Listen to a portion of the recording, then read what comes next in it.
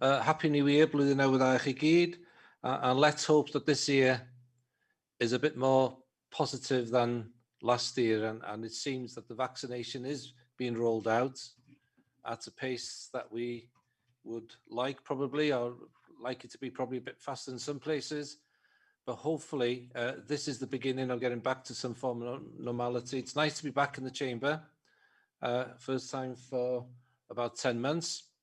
I understand there have been a few meetings from the chamber previously, but hopefully this is the first sign of getting back to a form of normality and we'll be able to see each other again at some point. So before we get to the agenda item, can I ask Judith just to give us an update, please, on what the COVID situation is? Thank you, Judith. Diolch, Leader. Bore da, members. Just a brief update on where we're up to with COVID-19 in Denbighshire and in North Wales more widely. Happy to report, I think, as the leader just alluded to, that there's cautious optimism that we are now approaching or even indeed past the peak in terms of numbers. Sadly, that doesn't affect the fact that there are still a significant number of residents in our county who are extremely ill with coronavirus in hospital, and I'm sure we're all thinking of them today. Our case rate in Denbighshire is now at 369.7 versus 406 of last week. This is above the Welsh average of 306.1. The highest is Wrexham at 792.2, but I'm happy to report that infection rates are falling across the vast majority of Wales, and that is a really positive picture. The vaccination rollout, as the leader just referred to, is continuing at pace. So far, 27,000 people have been vaccinated in North Wales, and those are predominantly, in fact, almost exclusively in the very highest risk groups. They're hoping for another 35,000 to be vaccinated this week. And what that mean, which I think we're all especially pleased about, is that there's now a higher level of protection, of course, for our care homes. Most of our care homes have now been vaccinated, both residents and staff, which is good to see because we're all aware of some of the issues that we've had in Denbighshire recently, and in fact across the whole country, where coronavirus has got into one of our care homes. If I just ask you as members, that in terms of the main spread of COVID, it still remains within our communities. So although our rates are falling, although the vaccination rollout is now proceeding, it's up to all of us, I think, to continue to reinforce those really important messages about social distancing, mask wearing, washing your hands and having as few contacts as possible. So the battle against coronavirus continues apace in North Wales. I think we can be cautiously optimistic that we're now starting to get onto the right side of that curve. Thank you.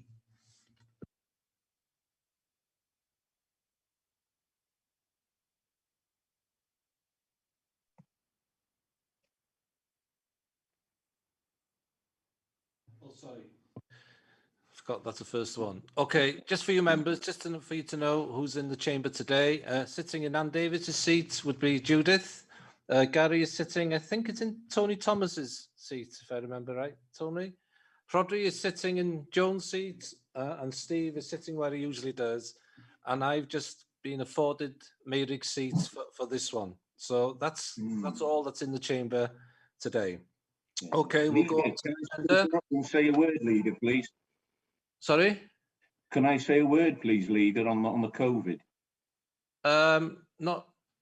Is it a question, Brian? It's not a question. It's just a relevant observation, a very relevant observation on vaccination. Okay, I don't want to debate on this, but Brian... No, it won't be a debate. No, it's just it's for the members' benefit that are on this webcast today. I had a phone call very briefly last night from a 93-year-old local real lady, Mrs. Williams, who was very distressed that she hadn't heard about her vaccination. I rang her local surgery this morning and they actually gave a vaccination date. She was over the moon when I rang her and told her. The purpose for making the point is, without members being a burden on the vaccine rollout, it's an illustration that you can move things a little bit. Yeah, so I don't want to claim anything here, but Mrs. Williams is absolutely delighted this morning. She's now got her appointment for next week, and I think local members can assist. Okay, thank you.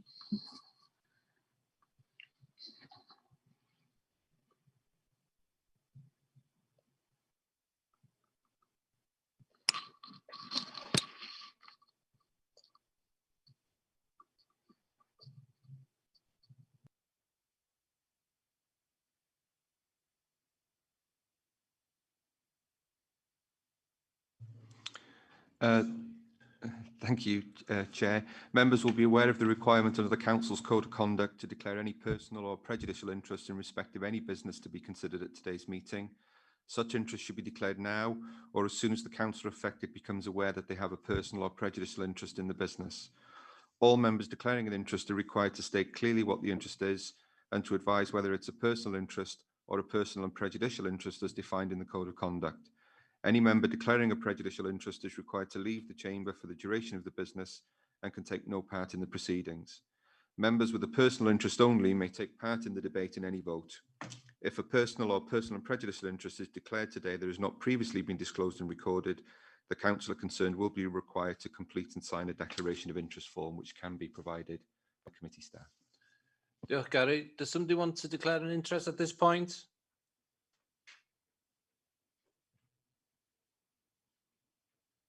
No. Okay. Third agenda item, urgent matters. Any urgent matters? No urgent matters. Agenda item 4, minutes of the meeting held on the 15th of December. First of all, for accuracy, page 7, 8, 9,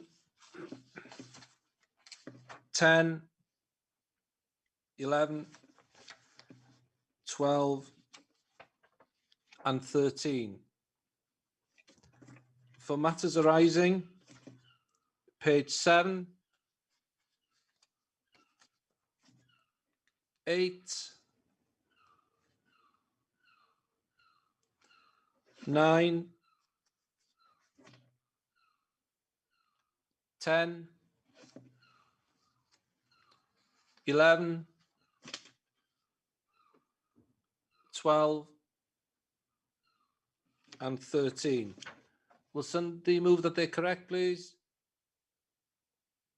Happy to move, Chair. Someone second that?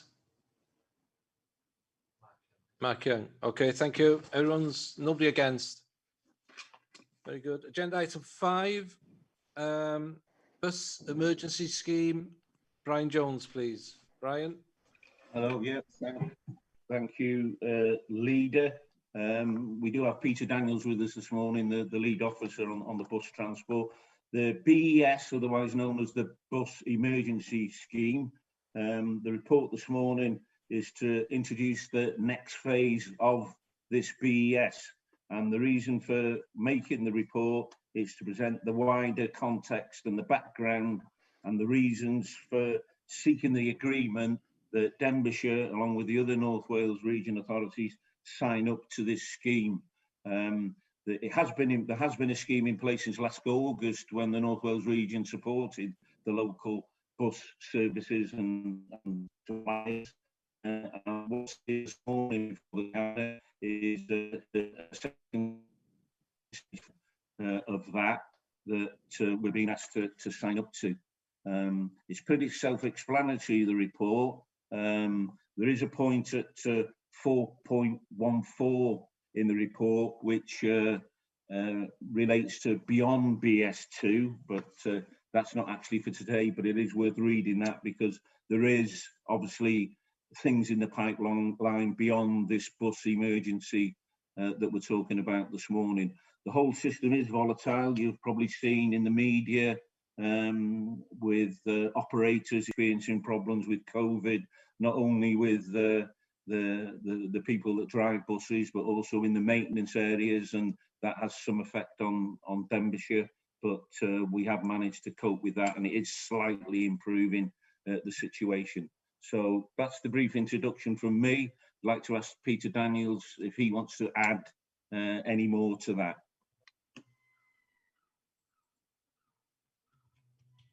Yes, thank you, Chair. I suppose just to add then that authorities are being asked to push this through their cabinets, and that as a result of that, the benefits will be potentially safeguarding services to getting on towards pre-virus levels. And it also provides for the first time a sound legal basis for the additional funding that's flowing through into each of the Welsh authorities.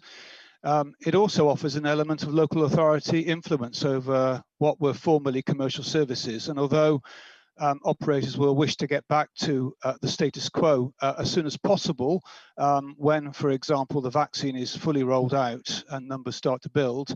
Until that time, we are acting more in a partnership with operators in trying to determine service levels and so on. The other significant impact for Denbighshire, indeed across the region, is that it provides extra capacity at school times. Members will be aware that at the moment, socially distanced bus services means few people can actually travel on them, that without this additional capacity, children simply wouldn't be getting to school. There are a number of risks, of course, with this. The first risk is that operators may not themselves sign up, and there's still some debate amongst the larger operators throughout Wales, but they're moving very close now to doing so. But the risk for Denbighshire, if we weren't to sign up, would be that we would effectively, I think, be frozen out of the regional process, probably not be able to be in a position to influence bus service levels and be out of step with the other local authorities.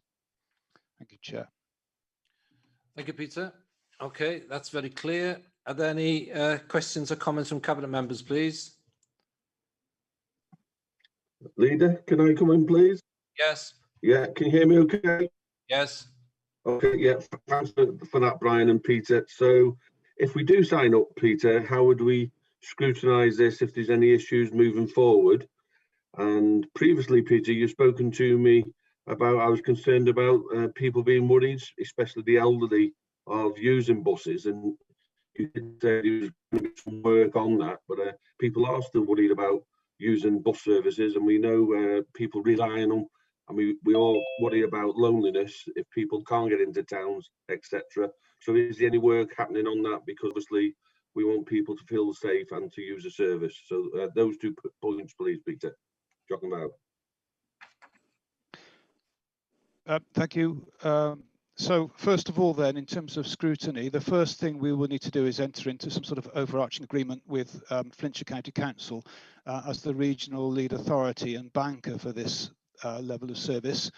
And we are exploring, along with Transport for Wales, means by which we can ensure that there's democratic accountability in all this. We haven't reached that yet, but we do expect to be in that position. And if nothing else, through the lead member, trying to ensure that our needs are met and scrutinised. In terms of the return to bus services, it's actually quite interesting that during the first lockdown from about the end of March till the end of June, I think it would have been, we saw about 10 to 12% passenger levels compared to the position a year previously. We're currently in alert level 4 at the moment, and we're seeing about 23% now of passengers travelling. So for one reason or another, there are certainly more travellers that are more confident to use bus services. Clearly the message at the moment is essential travel only, and so we wouldn't be expecting to see joyriders and others like that. But there is a move among some people to come back to bus services. In terms of cleaning regimes and so on, Arriva, for example, in Rhyl have hired specialist cleaners to undertake their buses, the cleaning on the buses. We know other operators are giving thorough cleans every day. So we're trying to reinforce the message that buses are safe. And things like, of course, the Denby and Prestatyn Flex is helping, that you can actually book your space on those buses now, which gives an added level of confidence.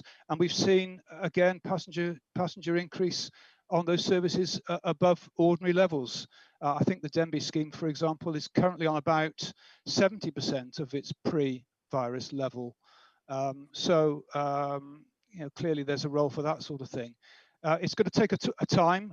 Bus operators recognise it's going to take a time. They do have plans in place, as do we, and we're confident that other things being equal, of course, we can return to something like normality in the autumn.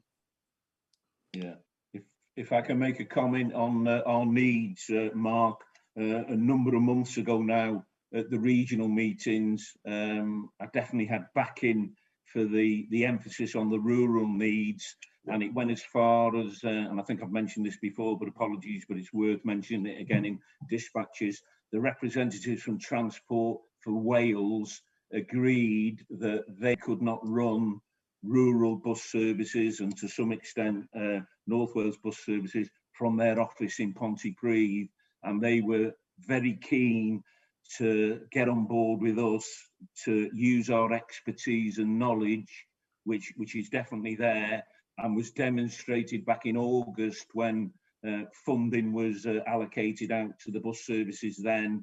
The region came to the fore, carried out a piece of work in a very short time scale, which showed up to Transport to Wales and Welsh Government representatives that there is the expertise here and knowledge to do the job. My station, way above my station, there is discussions going on at the moment, specifically around the rural bus transport elements that need to be in place. So I haven't seen all the finer detail of it. I haven't been in any conversations with it myself, but that gives me a bit of heart that we won't get left behind. As far as bus transport goes in North Wales, in isolation, we've got an opportunity to make the best out of this, because it's not ideal, but you can only work with the tools you got, and I believe that we can. That's what I'm pushing for, and I think I've got the support on my opposite numbers at the regional level and people like Peter Daniels. Thank you. Thank you, Brian, for that assurance. It was something I was going to ask in terms of sometimes, and I fully support the need for a regional approach to providing a more sustainable service and a better dialogue with the operators on a sub-regional, regional approach as well. My concern was about the impact on the rural areas. We know already that those services are difficult to sustain, but the need in the rural areas probably is more important than it's ever been. So I'm pleased to hear that the impact on the rural areas is quite high on the agenda in your discussions, and possibly this might provide an opportunity for a more innovative approach to helping people in rural villages to get to where they need to as well, because we've probably been constrained by the existing arrangements in terms of what we're able to do. So hopefully out of this regional approach, there will be solutions and better solutions for people living in the rural areas. And it seems that that's on the agenda. So appreciate that, Brian. Thank you. Okay, is there any members? Sorry, leader, can I just come back? Yes, ma'am. Yeah, it's just to make sure there's a commitment when we do agree the scrutiny and especially for members to do that we're kept informed on that as it goes forward, please, leader. Yeah, that's clear. Yeah. Okay, any other questions? Okay, Cabinet's okay with this, yeah? Right. Other members, please. Meirig, please. Diolch yn fawr, Mr Cadeirydd. Diolch i Brian gynta hefyd am ddeud be o ystyr BES yn Saesneg felly. Fasa'n gymorth mawr arweinydd petai chi'n rhoi'r enw llawn yn y cychwyn cynta. A dyna nath Brian chwarae teg iddo fo, Cynghorydd Brian Jones. Mae'r talfyriadau ma'n iawn i bobl sy'n gwybod be maen nhw'n siarad amdano. Ond pen da chi'n rhoi nhw mewn adroddiad i rw gynghorydd fatha fi, mae'n gymorth mawr cael y gwybodaeth yn y dechrau be ydi ystyr o. Achos dwi'n cymryd yn Gymraeg, mae gwasanaeth BRYS bws ydi o. Ond dwi'n bod fi'n anghywir. Wel, ia, hefyd, nes ymlaen yn tudalen 36, pen da chi'n ceisio cael hyd i ystyr y gair, mae'n deud edrychwch ar REFENIW B, a dylai'n cael hyd i hwnnw. Felly, dwi'n yn gwybod, os ar rwy'n yn gwybod lle mae REFENIW B yn yr adroddiad. A diolch i chi am hynny. A'r cwestiwn ola, fysa Richard Manion yn goleuo ei hun i fyny, mae o fel cysgod yn un da chi wedi sylwi, oherwydd mae'r golau i gyd yn ôl. Felly, da ni'n mynd gweld y wyneb hardd sydd gyda fo. Diolch yn fawr. Diolch, Meirig. Dwi'n yn siŵr iawn os mae 'na ryw rhywbeth technegol efo Richard, dwi'n mwyn siŵr iawn, ond dwi'n siŵr wneud ystyried beth ti'n dweud. Dyna ni. A dwi'n siŵr hefyd, Meirig, bod fi ddim wedi dweud BES yn dechrau, bod fi wedi dweud Bus Emergency Scheme, ond bod dyna di teitl yr adroddiad. O, mae'n rhywbeth gau.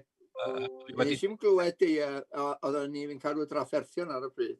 O, reit. Ynglyn âr yr ail cwestiwn, dwi'n meddwl, dwi'n edrych ar Gary os yna edrych ar beth ti codi fanna.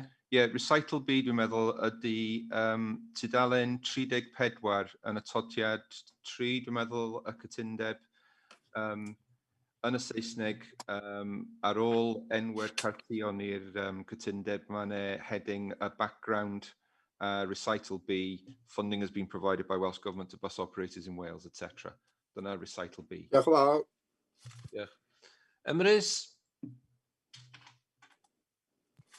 Diolch Cadeirydd. Ia, dim cwynion, dim ond sylw i ddeud bod ni'n cyd-fynd ar hyn. Dwi wedi dechrau arweinydd wedi cyfeirio ato am y brysur cefn gwlad a hefyd y gallu i fedru graffu y gwasanaeth. Ond croesawu'r ffaith bod y gwasanaethau bws bod hyn yn mynd i ddiogelu'r gwasanaethau bws sydd gennym ni ar hyn o bryd a'i wella fo, ac dwi'n diolch yn fawr iawn i pawb sydd wedi bod yn ymwneud â hynny. A diolch Peter a Brian am eglur ar hyn i ni hefyd. Diolch yn fawr iawn.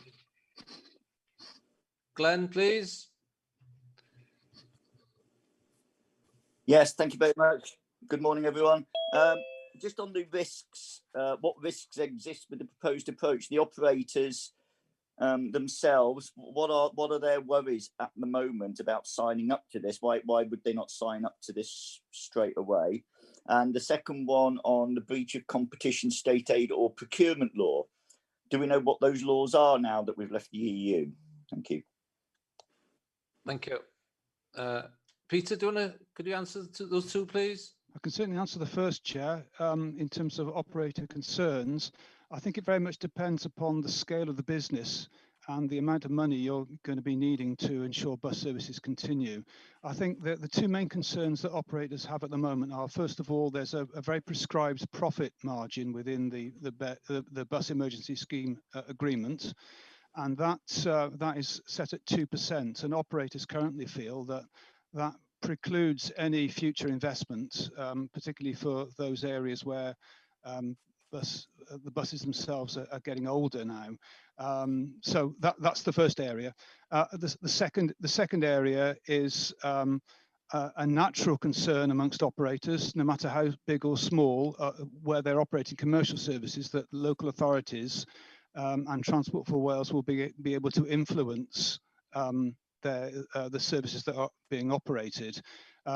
You know, it's quite natural that since 1986, when deregulation occurred, operators have been able to plan their networks themselves, admittedly with a varying degree of encouragement or otherwise from local authorities. So it seems alien to them, I suppose. But the good news is that I suppose, given that we're cycling in and out of lockdown, the importance of the bus emergency scheme is so significant to operators now that even those that were resistant are very much easing. And there are a number of meetings going ahead with operators and Transport for Wales this week, which we hope will then conclude matters. And they, like us, will hopefully then be in a position to sign this agreement. As regards for state aid, I would perhaps defer to Gary, hopefully, if Gary's able to answer that one.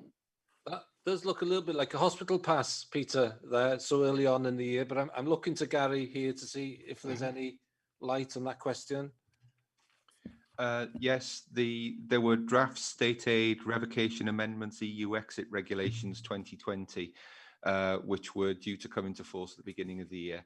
I don't know them off by heart. I'm afraid to say, I must confess, but our contract lawyer will know them, and any advice that anybody wants in respect of the detail of the new regulations, then I'm quite happy to ask somebody to provide those outside the meeting.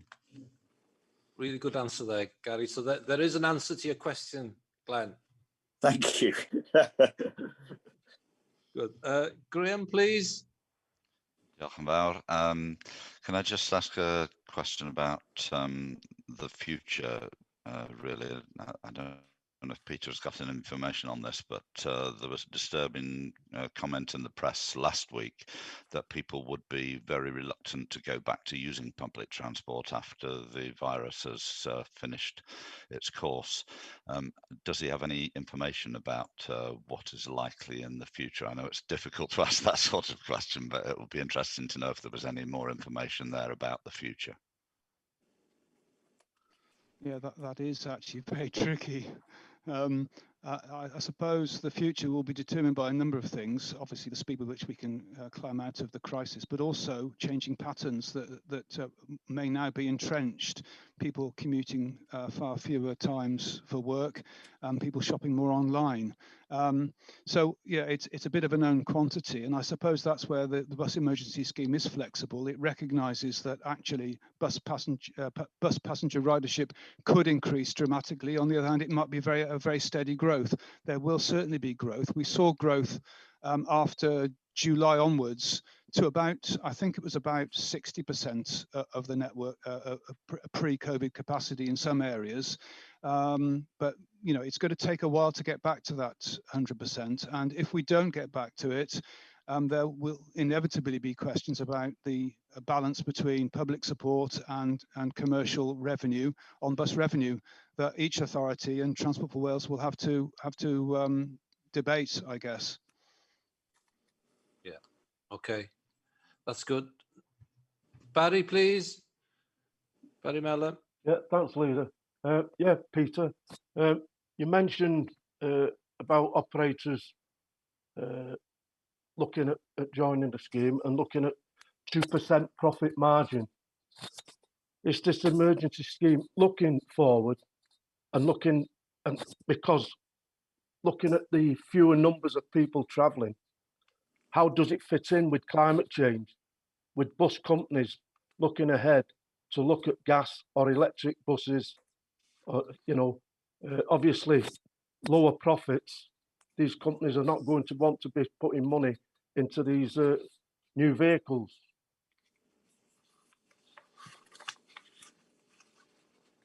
Yes, that is a definite dilemma.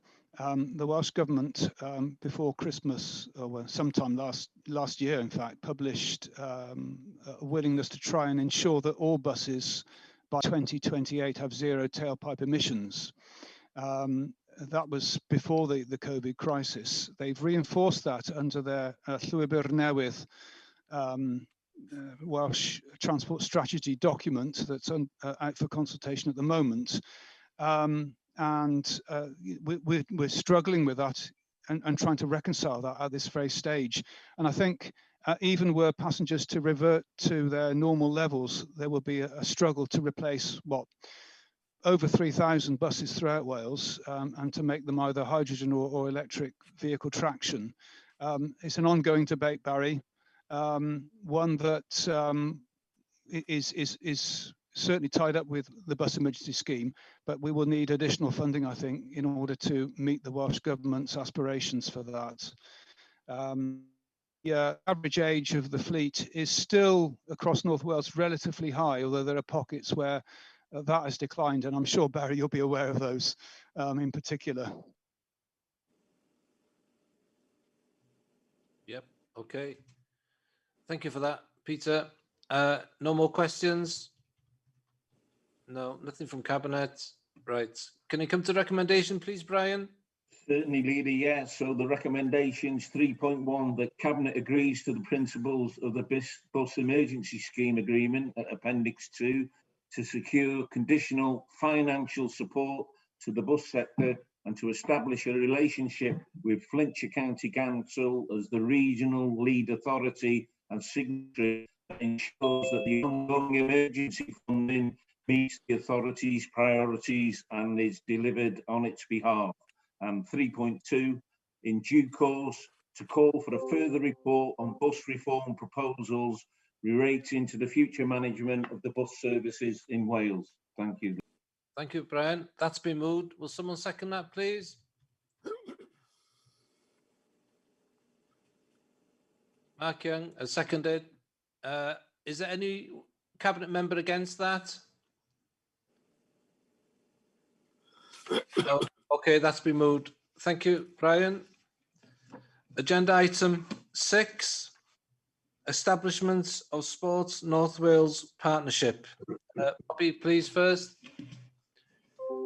Hi, thanks, Leader, and morning to everybody.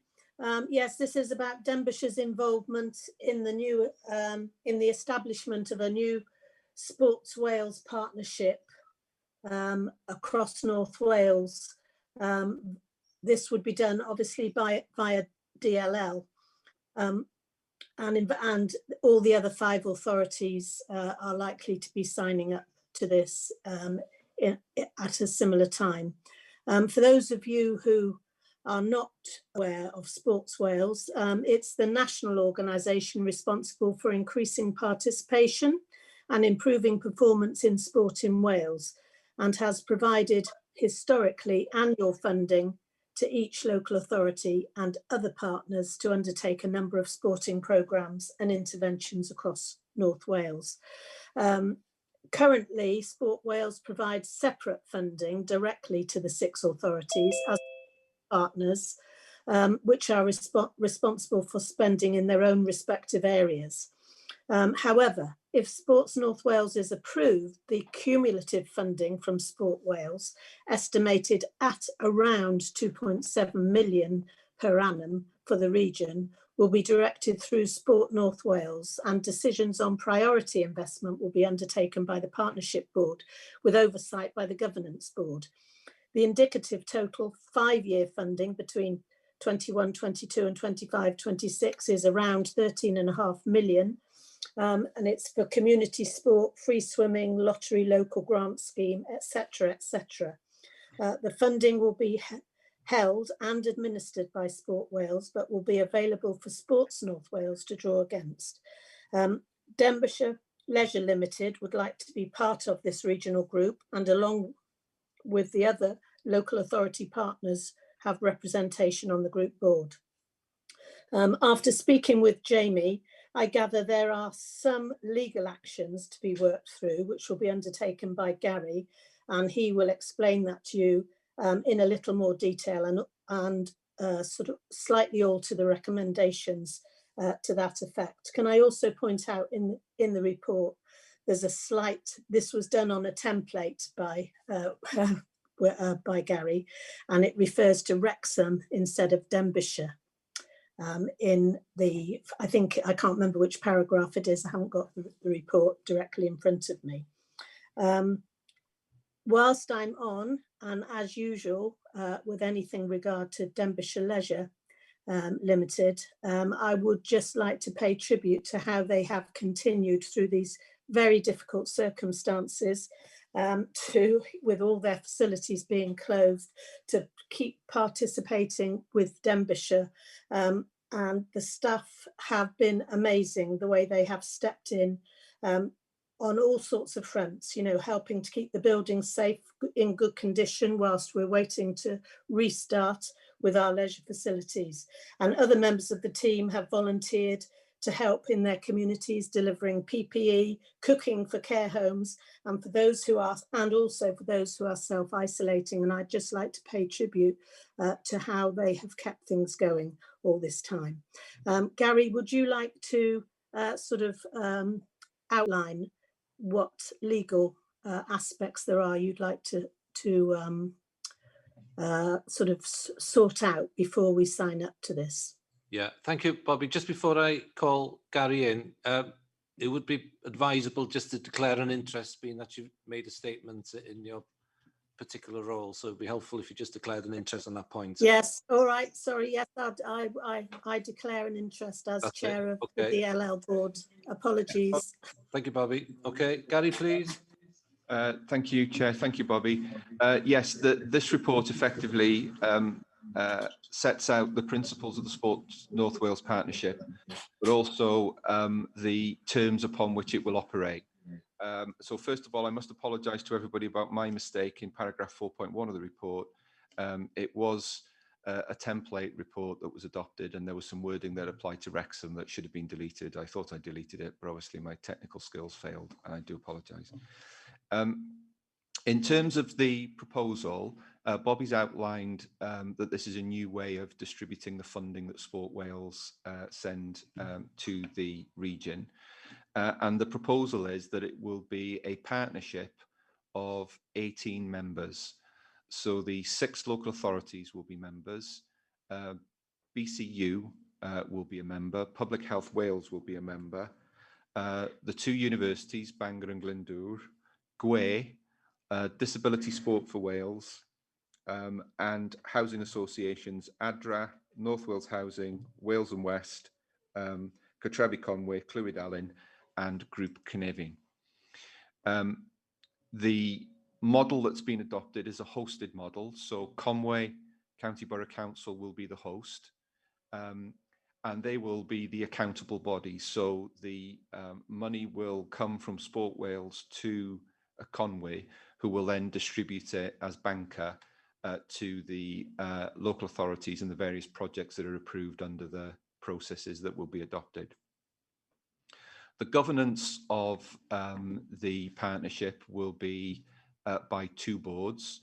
There will be a governance board, and the only membership on the governance board will be a representative of the 6 local authorities.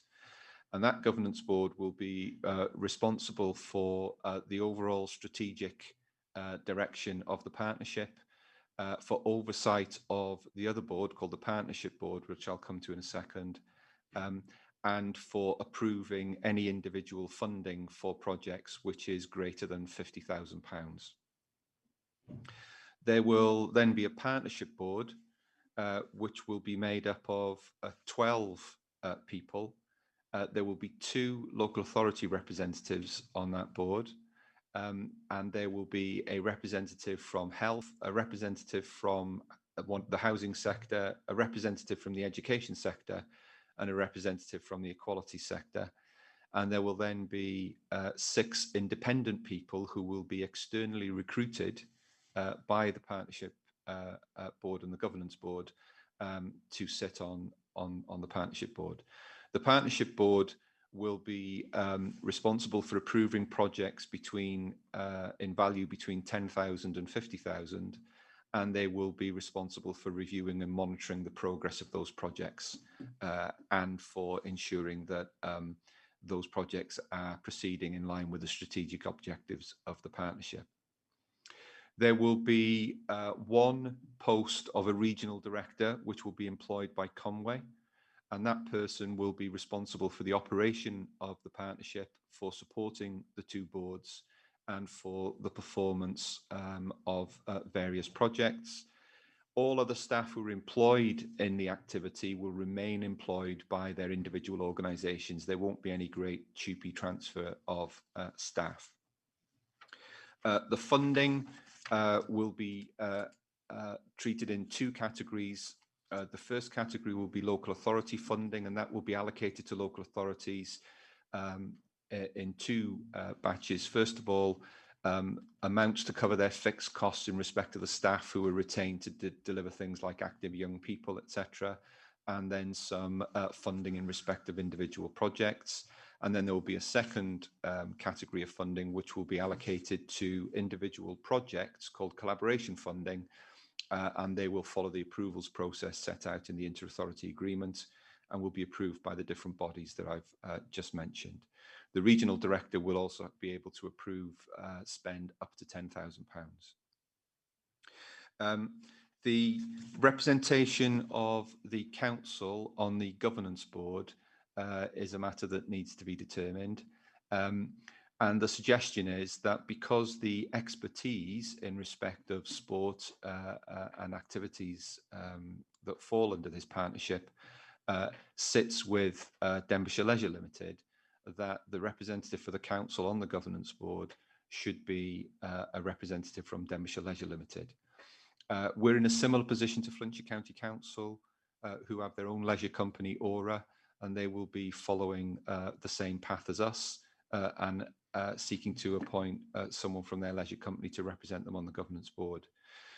Because of the peculiarities of local government law, we can't delegate a function to anyone who's not employed by the council. Therefore, we would be appointing DLL to represent us as our agent. And if there were any decisions that were sufficiently significant that they required ratification, then they would have to come back to the council through its decision-making process to ratify. But the day-to-day operation of the governance board and the project approvals should be something that can be dealt with by that person. In order to ensure good liaison and link back to the authority, regular reports from DLL will be made through the contract management meetings that take place regularly, and also to the Strategic Governance Board, who have also had sight of this proposal. The other thing to mention is that the recommendations currently seek approval in principle to support the Sports North Wales Partnership, with final approval of the inter-authority legal agreement that will have to be entered into by all 18 partners. It was envisaged that we'd be able to do that in 2 steps, support in principle today and approval of the final inter-authority agreement at a later stage.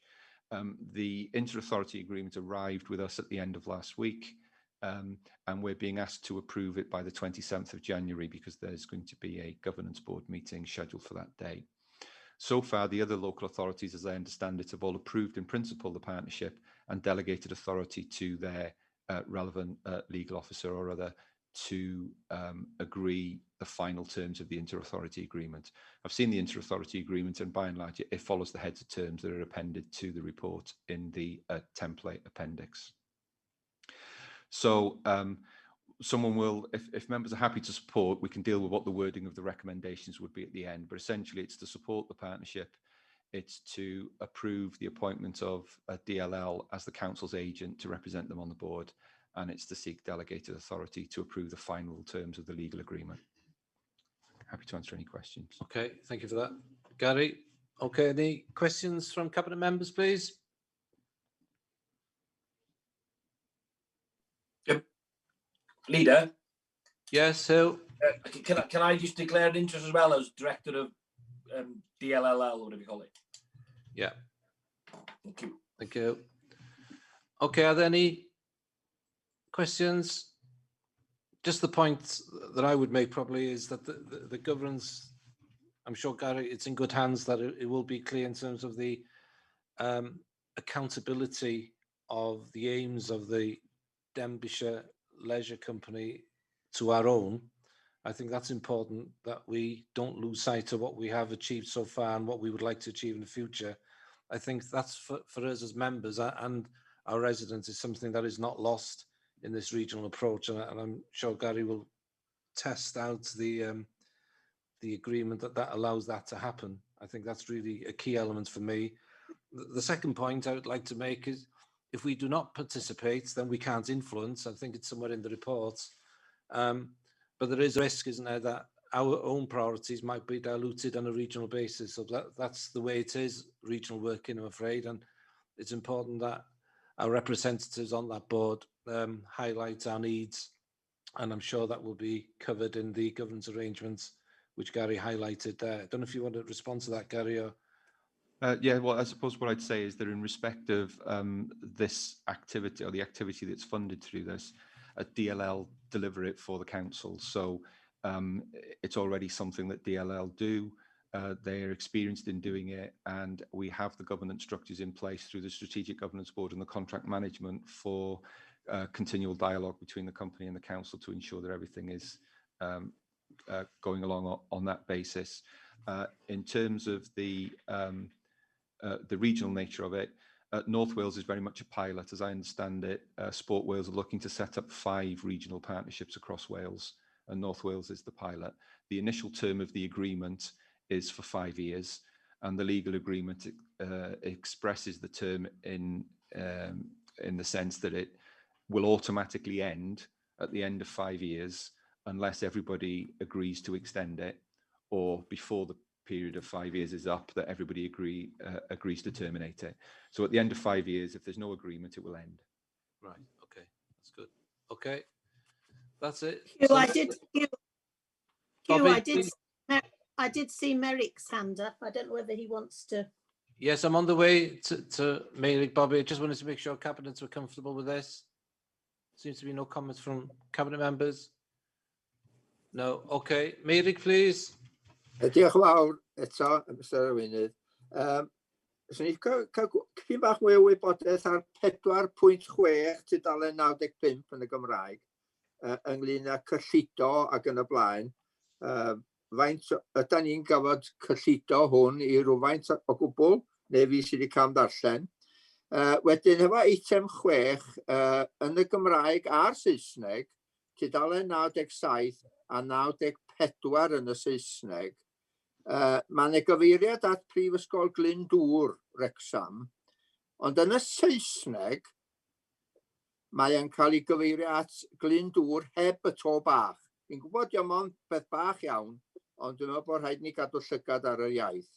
A wedyn yn atodiad 1, tudalen 107, da ni'n defnyddio'r cyfeiriad Saesneg yn y Gymraeg pan yn sôn am y swyddfa yn Rhuthun. Mae Conwy yn y Gymraeg, mae Gwynedd a Môn, a hefyd rhai o'r lleill yn defnyddio cyfeiriad Cymraeg. Felly dwi'n mynd all pan bod ni ddim yn gwneud. A wedyn ar tudalen 109, mae'n talfyriad CBSC. Jyst eisiau gwybod beth yw hwnnw. Diolch yn fawr. Okay. Dwi'n edrych ar Gary. Wel, ynglyn â'r cyllideb, fel dwi'n deallt, mae'r cyllideb i gyd yn dod o Sport Wales, a mae'r partneriaeth jyst yn cerbyd i ni defnyddio i rhannu'r cyllideb dros y rhanbarth. Dwi'n meddwl fod ni'n rhoi cyllideb i fiewn ar wahân i hynny. Bydd costau Conwy i rhedeg y partneriaeth ac i gyflogi'r cyfarwyddwr yn dod allan o'r pres sy'n dod o Sport Wales. Ynglyn â'r iaith, y to bach, y Brifysgol Glyndŵr, na i ymddiheuro am hynny, fel dwi wedi dweud, mae hwn yn dod allan o template a mae'r atodiad wedi cael ei paratoi gan y partneriaeth. So dwi'n ymddiheuro am ddiffyg yn y iaith yn yr atodiad ac yr adroddiad. A'r CB... Sorry. Sorry, lle oedd hwnna? Yn tudalen... 105 ar y tudalen, Meirig? 109. 109.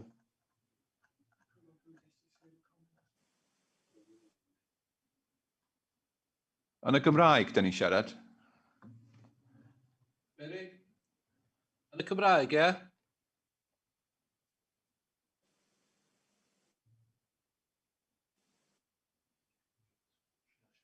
Meirig, wyt ti ar mute, dwi'n meddwl? Sori am hynny, o'n i'n meddwl bod fi wedi rhoi ymlaen. Ia, 109, mae'n gweithio allan tudalen 9 yn y glas. Mae'n tudalenau glas yn does, sy'n mond yn cymryd rhan 3 o'r tudalen. Ac o fanno mae'n sôn am CBSC. Mae'n darllen fel hyn, bydd cyfarwyddwr rhanbarthol a gyflogir gan CBSC yn gyfrifol am... Cyngor Bwrdeistref Sir Conwy, dwi'n meddwl. Diolch yn fawr iawn, Gary. Okay, diolch am hynny. Okay, any other questions on this? No? Okay. Gary, could you remind us of is it an amendment or just clarity on the first recommendation? Clarity on the recommendation. So clearly I can't move any of this, but my suggestion that 3.1 read the Cabinet supports in principle the establishment of the Sport North Wales Partnership and delegates authority to the head of legal, HR and democratic services in consultation with the lead member and the Section 151 officer approval of the final inter-authority agreement. And 3.2 should stay as is, that Denbighshire Leisure Limited be appointed to represent the Council on the Governance Board of the Sport North Wales Partnership, acting as an agent of the Council. Okay, thank you, Gary, for that clarity. Bobby, are you comfortable with those recommendations? Yes, I'm comfortable with them. I would like to sort of say that we recommend 3.1 as Gary stated, if Yeah. that's okay, because I'm not quite sure of the actual wording. And 3.2, that Denbighshire Leisure Limited be appointed to represent the council on the governance board of the Sport North Wales Partnership, acting as an agent of the council. Okay, thank you, Bobby. That's been proposed. Can someone second that, please? Yeah, I'll second that, Leader.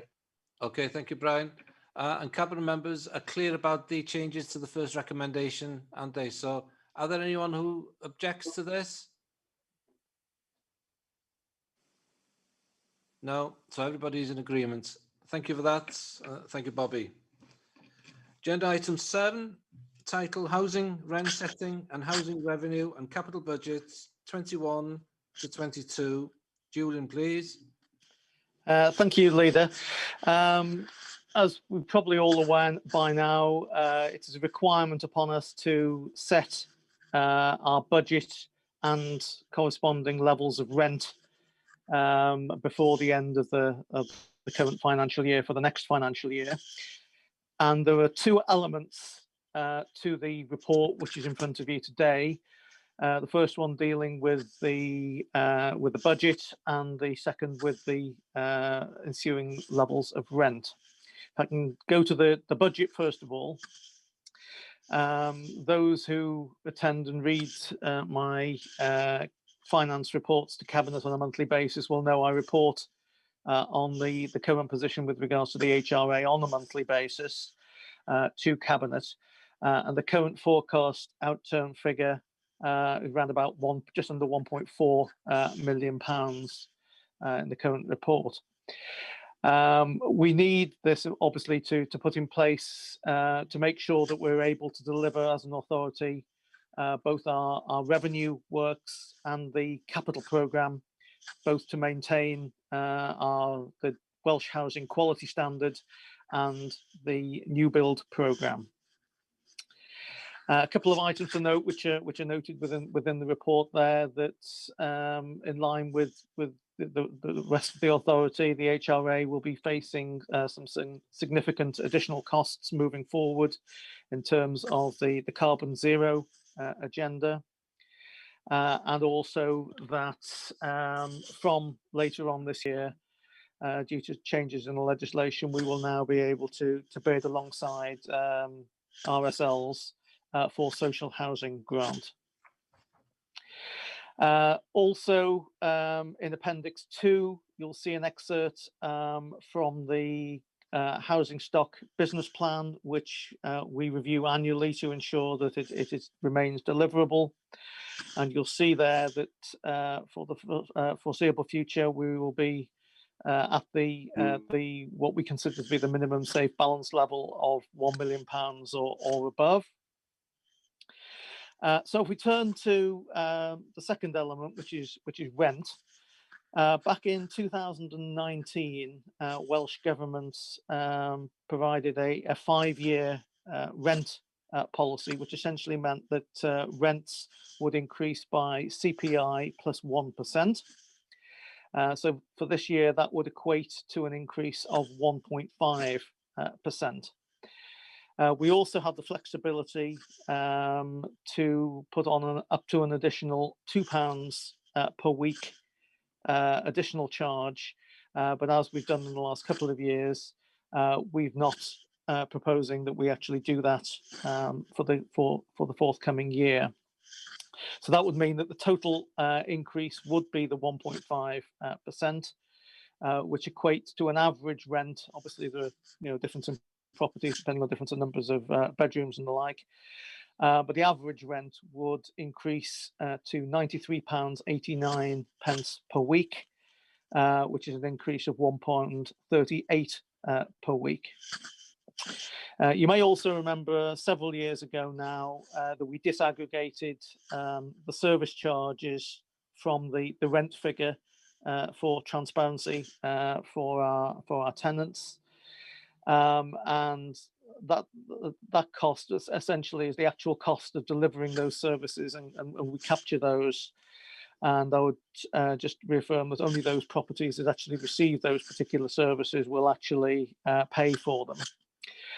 So the average charge for that for the forthcoming year will be £2.14 per week, which actually represents a small decrease from the figure last year, as some other costs have decreased.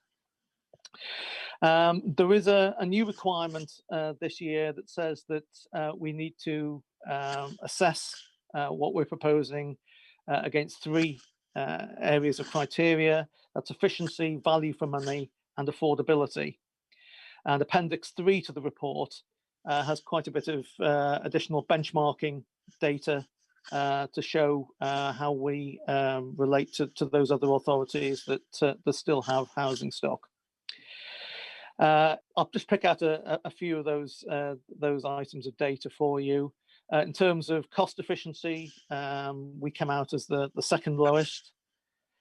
In terms of investment, we're actually the highest investors. That reflects pretty much the work we've done in recent years on void properties before we relet them, and also the fact that we do have obviously a number of older properties within the housing stock. Value for money is pretty much assessed based on the biannual tenants survey in terms of the response on that, and in terms of affordability, obviously that will very much vary depending on individual circumstances. However, I would just point out that were we to take a decision, I'm not suggesting that we are, obviously my recommendation is that we don't do this, that were we to consider not making any increase, just to confirm that because there was no methodology to actually claw that back in future years, that would mean a permanent loss to the HRA in terms of income, which would mean then that we would have less funding available either to invest in new build or maintenance work on the existing stock.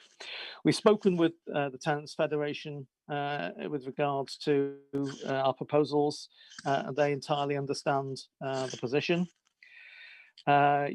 You'll see again from one of the benchmarking graphs there that in terms of tenant rent arrears, we're actually one of the fourth lowest. Obviously, again, that's slightly historical data, so I'd expect our figures would increase, but then again, I would expect other authorities' figures to increase as well. So in terms of a relative position, I would hope that we would actually be able to maintain that. And finally, we're doing quite a lot of work with citizens' advice in terms of the Key to Advice project to make sure that any tenants that are facing difficulties are provided with the best possible support and advice to get them through that. So I think that's probably all I needed to say. I've got Jeff here. I don't know whether Jeff, you wanted to add to anything, if I missed anything out or you needed to correct anything. No, that was fantastic. Thank you, Julie. I'm just happy just to add very briefly before we take any questions that obviously from my point of view, I'm a little bit two-faced, probably not the right word, two-hatted around this. One is very much about the business side of it. You know, this rent increase this year is a little bit lower than what we've been used to in previous years. Increases. We don't really expect inflation increases to be as low as 0.5% next year. You know, our costs are likely to go up significantly in a lot of areas. But also the other face that I show is, you know, obviously I'm here for our tenants, and the affordability of our tenants is really important. This is the lowest rent increase we've had due to the level of inflation that we've had since I've been back with the council.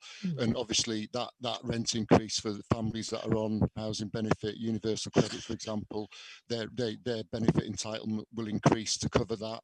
So the good news is, if there is any good news with an increase, is it is a lower increase, rent increase than normal, and overall service charges, which are also eligible for housing benefit and universal credit housing costs, are decreasing slightly as well. I know it varies from property to property, but overall, you know, it is a better picture than what we've had in the past. So I'm happy to take any questions.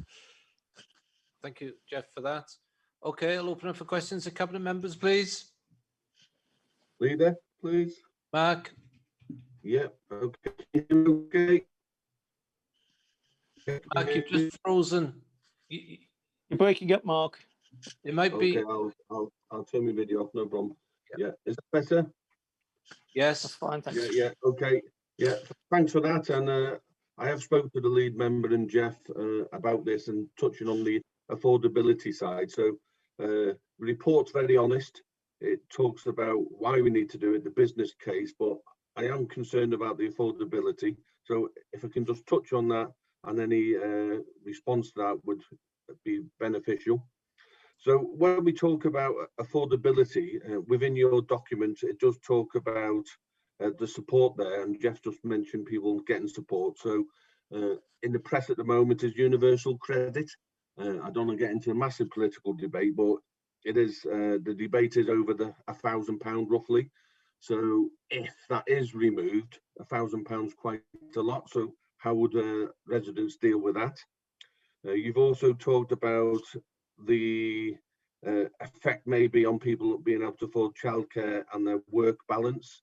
So you've been honest there, but it's down. So I guess I'm talking about the universal credit, the debt for the service is growing slightly, and we know free school meals are increasing. And so although it's a small increase, if your money's tight, it has an impact. So it's the affordability side, especially with the grey area of universal credit. So are we happy that people can afford it? And if there is an issue moving forward, what would we do? Because I understand the business plan, but we are here for our residents, and Jeff wears two hats. So I'm asking the hat about residents and affordability, please. Okay, Jeff, do you want to respond to that? Yes, it'd be happy for me, yeah. I mean, obviously, the main thing to remember is if people's universal credit goes up and down, as long as they're still eligible, the rent increase and the service charge increase will be covered by their universal credit. Obviously, from our point of view, you know, that the hat that we wear overall, you know, a day-to-day basis is supporting our tenants. You know, we've been very supportive right throughout the lockdown, for example. We had some peaks with increases in universal credit around March and April. Then we had a further one in November, which is more universal credit cases than we sort of forecast. And that's obviously because of the lockdown. Thankfully, that has stabilised overall, and we do think people are in a slightly more stable position. Like I say, for us, you know, it's really about supporting our tenants as much as we can. You know, we've got a fantastic service with Citizens Advice Bureau, where our staff can't provide advice on budgeting and help. You know, Citizens Advice, that in Appendix 3, there is some extra information on some of the outcomes, you know, which is in the millions of pounds a year of extra support. And the thing to note for me is, you know, of the 7 registered social landlords in Denbighshire providing housing, we've all got the same responsibilities going forward in terms of, you know, the decarbonisation standards are enormous for us potentially, and they've started now. You know, we've already started investing in our stock, but our rents are lowest, and we do think our service is just as good. The product you get from us, you know, try not to dehumanise it, but the home that we provide for people is just as good. It's just as safe, just as secure. The houses, the estates, the communities are just as good, but we are still the lowest average rent of those seven registered social landlords providing social housing. In Wales, out of the 11 councils, we were 5th last year. We've not been submitting data to Welsh Government, unfortunately, due to the COVID situation, but we're expecting to be low, middle to low in terms of the average rent. So overall, you know, we're doing as much as we can on affordability, but the main message for us is, you know, we're giving our tenants as much support as we can. If people are struggling, you know, we're not threatening them with legal action. We're not asking for, you know, big amounts of money to pay arrears back every week. We're just asking people to work with us as much as we can and provide as much support as we can to help people. And like I say, the big thing is, you know, in most cases, in every case where people are already in receipt of universal credit, even if the temporary arrangements end, their housing cost increase will still be covered. Okay. Yeah, Mark, thanks for that. Leader, can I just add? Yeah. Yeah, Julian. Just in terms of the overall position for universal credit, I suppose it's just an information piece. I'm actually taking a paper to community scrutiny on Thursday in relation to the overall council response in terms of universal credit, and obviously that will pick up part of what Jeff's just been through now. And just to confirm, I suppose, because of the COVID situation, as Jeff says, there were no actual target rents provided by Welsh Government this year. In previous reports, I'm sure you'll remember that we reported on our relative positions in relation to essentially what Welsh Government indicated that we probably should be charging. And at last year's figures, we were considerably, for most properties, considerably at the lower end of the scale and quite a considerable distance away from those target rent figures. And because of the comparatively low inflation figure, as Jeff's indicated, we will actually find that more people will probably have come out of the target rent than actually have achieved it this year, this coming year. So I think that does demonstrate that we are providing an excellent service at quite what is essentially a very low cost to our tenants. Yeah, thank you for that. Okay, Leader, please. Yes, Tony. Yep. Just to add to what Jeff has been saying is we can't hear you very well, Tony. Can I put the screen off, please? Yeah, we'll do. Yeah, hopefully that is better, Leader. That sounds better, yeah. Yep. We have invested in a package which tends to pick out those residents that are having trouble sooner rather than later.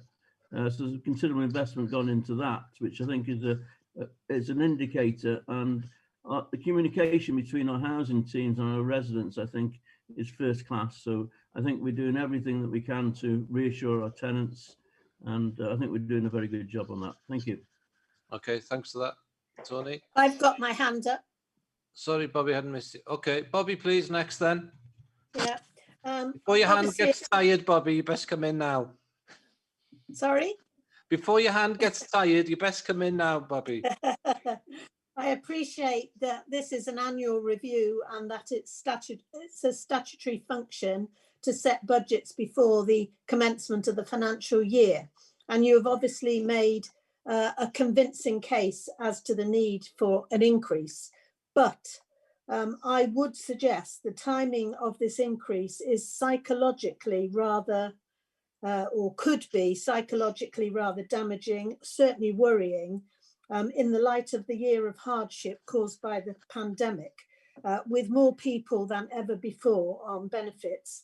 I'm just asking, would it be possible to shelve this increase until next year, when hopefully we will be through this crisis and out the other side? And I cross my fingers and touch wood as I say that. Okay, Bobby. Hugh, yes, can Julian? I get Jeff might want to come in and either give more detail or correct me if I'm wrong on what I'm about to say. I did try and pick it up in my earlier presentation.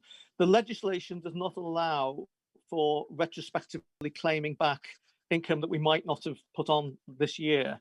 So essentially, if we don't make it this year, all we'll be able to do next year will be the CPI plus the 1%. We could potentially utilise, I suppose, the £2 extra if we were of a mind to do, to try and collect part of that.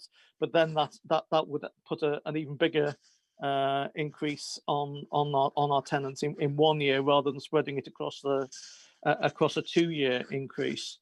And what it does do would mean that our income obviously would be by quite a considerable figure less for next financial year, which would impact potentially on the viability of the housing stock business plan going forward. Jeff, would that be a fair perception? Yes, absolutely. I think I agree. The welfare of our residents is uppermost in my thoughts. And I think when I spoke to the Tenants Federation about this before Christmas, I had to draw on a piece of paper a graph. And basically, if the rent increase normally, certainly in my time back in Denbighshire, has been about 4 or 5%, which is about £800,000 a year to us. This time it's 240,000. That's the value of it every year. But what that means is if we don't increase it by that much this year, we'll be starting from a baseline next year of £240,000 less, and every future year will always be £240,000 less. So within 4 years, we'll have lost £1 million if we just have 1 year of stagnant rent with no increase. So I know this was a big issue in England. When I worked in England, they had rent decrease, and it was a disaster, because I know we're lucky in local government that we can predict a business plan where our costs, our income goes up with inflation compared to lots of other businesses. But if you do go up and then you have a stagnant period, it does mean you're starting from a lower base in future and you never get that money back. So that it's the balancing, to make sure we can continue to invest in the stock, because one of the big things we want to do is we want to reduce people's fuel bills, because we know some of our properties are not fuel efficient enough yet. We're getting there, but we know we've still got a lot of work to do and significant investment. We're talking on average, we're talking about £20,000 of property. If we're going to get all our properties, because they're older stock, 1950s, the majority of them, to get them up to, at least energy rated B without going into the complex process of that, we have got some significant investment. So that £240,000 this year, and then every year forevermore, is going to be investment that we're not going to be able to invest in our homes. And there's also, the provide services for tenants as well. So whilst I agree with, Councillor Feely, absolutely, we'd love to be able to do this. The only consolation for me is this year, the rent charge is a lot lower than it has been in the past because inflation is a lot lower. And like Julian says, our rents are below the target rent levels. Welsh Government sets the target rent based on the area. So Denbighshire's split up into rent areas. So a 3-bedroom house in Rhythm or a 3-bedroom house in Rhyl would have a certain target rent that all social landlords follow. We've been trying to get to that with our rent increase, but because the rent increase is capped, we can't get anywhere near it. And bizarrely, over the past 4 years, the target rent levels has increased by 11.5%, whilst our rents have only increased by 9%. So we're actually overall getting further and further away from the rent levels, or below, certainly below the rent levels that Welsh Government suggests we should be charging for our properties. So, on that basis, I know if you're paying £92 a week this week rent and you've got to pay £93 a week next year, that is a big difference for households, but it's still well below what we are suggested that we should be charging. Okay. I appreciate what you're saying, Jeff, and I appreciate everything the service does. I'm not questioning that at all. I'm just questioning at a time when we are spending, the UK as a whole and Wales are spending millions, billions on supporting people through this pandemic. 240,000 is a relatively small amount of money in comparison with that. And I just thought for 1 year only, it could be, show Denbighshire in a good light, if you like, to be shelving that for a year. If you say it's not financially viable, I guess, that I have to live with that, but I felt it was right to ask the question. Yeah, I mean, absolutely. I do agree. We've put that in, sorry to come in there, but we have put that in the notice, because we can only, by legislation, increase rent once a year. So it has to be in April time as part of the tenancy agreement. But one of the things we put in the standard notice, we always send a booklet to tenants to say, this is where your money goes, because affordability is really important to us, but efficiency, value for money, and tenants understanding where that money goes is really important to us. But what we've put in is, unfortunately, it's £240,000, but that's every year forevermore less income that we'll have. So over time, the finance people are saying this is going to be quite a significant loss. So we've tried to explain that as best as we can in the letter to our tenants, because I understand exactly, what this is going to mean. Like I say, for over 2/3 of our tenants, this is going to be covered by universal credit and housing benefit. So we're not foreseeing any issues, and obviously we'll support the rest as much as we can. Okay, thanks for that, Bobby. I think the point that you make the points well, but the implications on the service are quite substantial. And there's also, it's very unclear today what the impact on the economy is likely to be within 12 months as well, which could have an even greater impact than it's had now. So I'm comfortable with what Jeff has, how he's responded to your query there in terms of moving forward. Okay, any other cabinet members? No, okay. Mary, please. Diolch yn fawr eto, arweinydd. Wel, rhaid mi gyd fynd llawn hefo'r cynghorydd Mark Young a Bobby Feely. Tristwch o peth ydy, bod rhaid ni godi'r rent. Yn ôl adroddiad 125 ydy'r dudalen, 3.2. Rydau cyngor i gartrefu teuluodd oedd yn methu prynu tŷ neu talu rhent preifat. A diolch i Jeff Davies am ei ymateb, am ei ofal o denantiaid, ac i Tony Thomas hefyd. ond tristwch y peth ydy bod Llywodraeth y Cynulliad am orfodi ni godi rhent y tai, a rhai waith allan na sydd yr aelodau sydd yn y Llywodraeth. Rhaid i ni fod yn siŵr ein bod yn cynorthwyo y tenantiaid yn drigarog. A dwi'n meddwl bod Jeff wedi deud bod o. Hefyd oedden ni'n teimlo faswn ni'n hoffi gwybod yn union faint o denantiaid sydd yn garfod defnyddio arian Llywodraeth i gynorthwyo y rhent. Dwi'n meddwl i Jeff ddeud 2 ran allan o 3. Felly dim ond trydydd rhan sy'n gallu talu y rhent os dwi wedi dall yn iawn. Ond os ydy o'n barod i anfon y rhifau i mi faswn i'n ddiolchgar iawn. Diolch yn fawr, Sir Arweinydd. Diolch. Meirig, Jeff, did you want to respond to anything that? Yeah, it's always, I think it's always fair for me to stick up for Welsh Government, because I think that they're not forcing us to doing this. What they're saying is, you know, you can increase your rents up to 1.5% this year. All councils, I've spoken to all councils in North Wales and they're all doing the same. Some of them are sort of planning to not go for the 1.5%. They're trying to use the £2 a lot more, the £2 a week increase. So the inflationary increase might sound less. But it's not, because there's going to be the plus £2 and we haven't got anybody who's going up more than 1.5%. Like I say, our average rent is £93 a week, so it's significantly less overall. And like I say, we're certainly, nobody's going to be evicted from a council house if they don't pay their rent. You know, we're working with all our tenants and we're providing as much support as we can. It is a third that don't get any support for the housing costs. The number of people in it may be as a result of this increase, because it may put more people into the benefit and entitlement category. But just to give you some reassurance, absolutely no. Can you hear me okay? You're just slowing down. You're breaking up a bit, Jeff. Yeah. Just switch the screen off for a minute, Jeff, please. Okay, keep going. Yeah, no, just to say, absolutely we'll support our tenants. There'll be nobody who will be evicted because of this, and we will absolutely support our tenants. And we've got repayment. We can't write arrears off, unfortunately, but we've got repayment plans that we're really just every case is different, but to really suit tenants and not put any pressure on anybody, any undue pressure on families. Yeah, I'm pretty well assured, Jeff, in all the answers that you've given of the support that you can provide for tenants in partnership with Citizens Advice, that we are well placed to provide the support required for them to deal with this, and that's been quite consistent in all your answers. Thank you for that. Okay, Glenn, please. Thank you.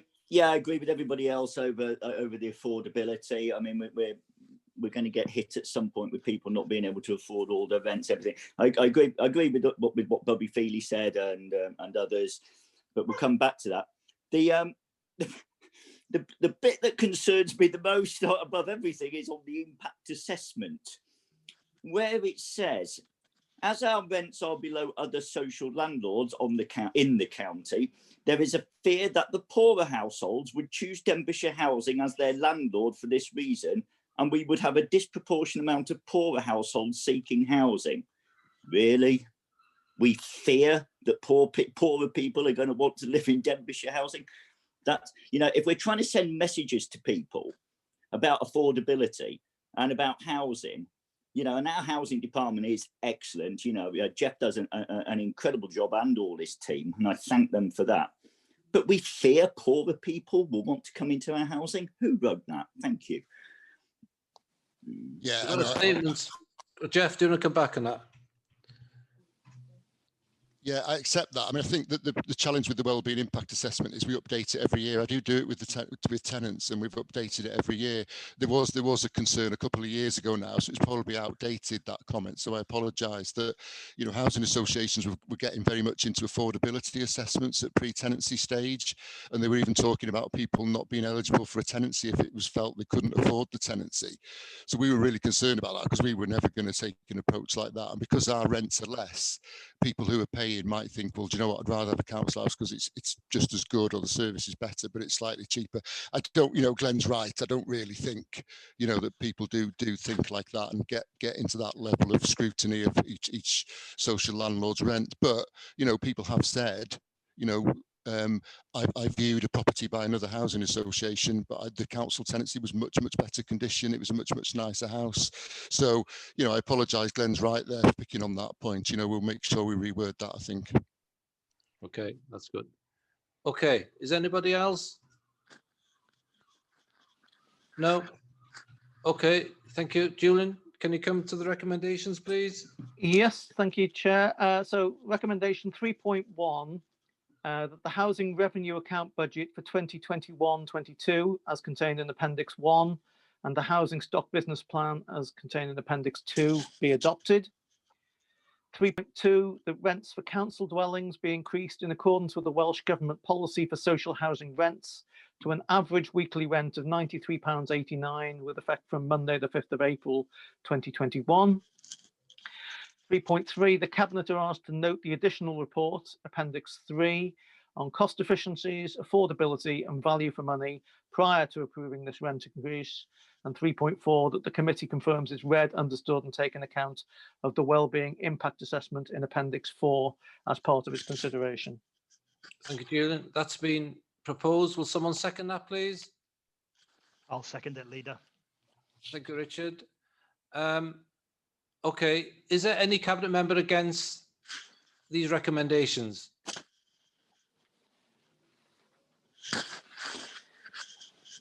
No? Okay, so I take it that they've been moved by cabinet members. Thank you for that. Okay, do you want a 5 minutes break? Yep. Yeah, or 10 minutes probably. Back for 20 to 12. Yeah. Thank Good. you.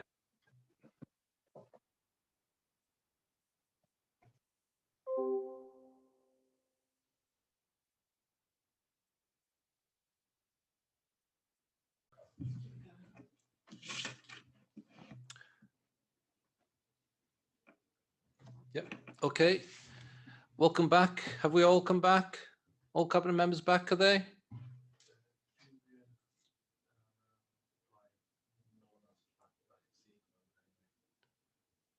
So we're waiting for cabinet members. Richard's here. Brian, Julian, Bobby, are you with us? Yes, I'm here. Okay, Tony? Tony's not there yet. Who? Hilditch back? No. Mark? I'm missing half the cabinet at the moment. Let them come back. I'm here, Leader, but I've just lost the picture. Okay, fine, Tony. Hill, are you with us now?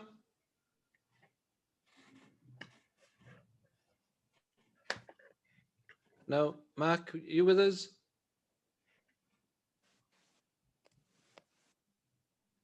So there's two missing, yeah?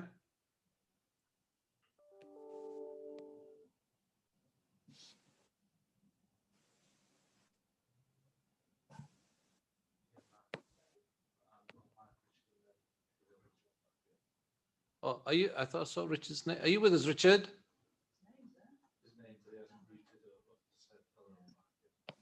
Right. Okay, there's three cabinet members. We'll just wait a minute or so for them to come back then.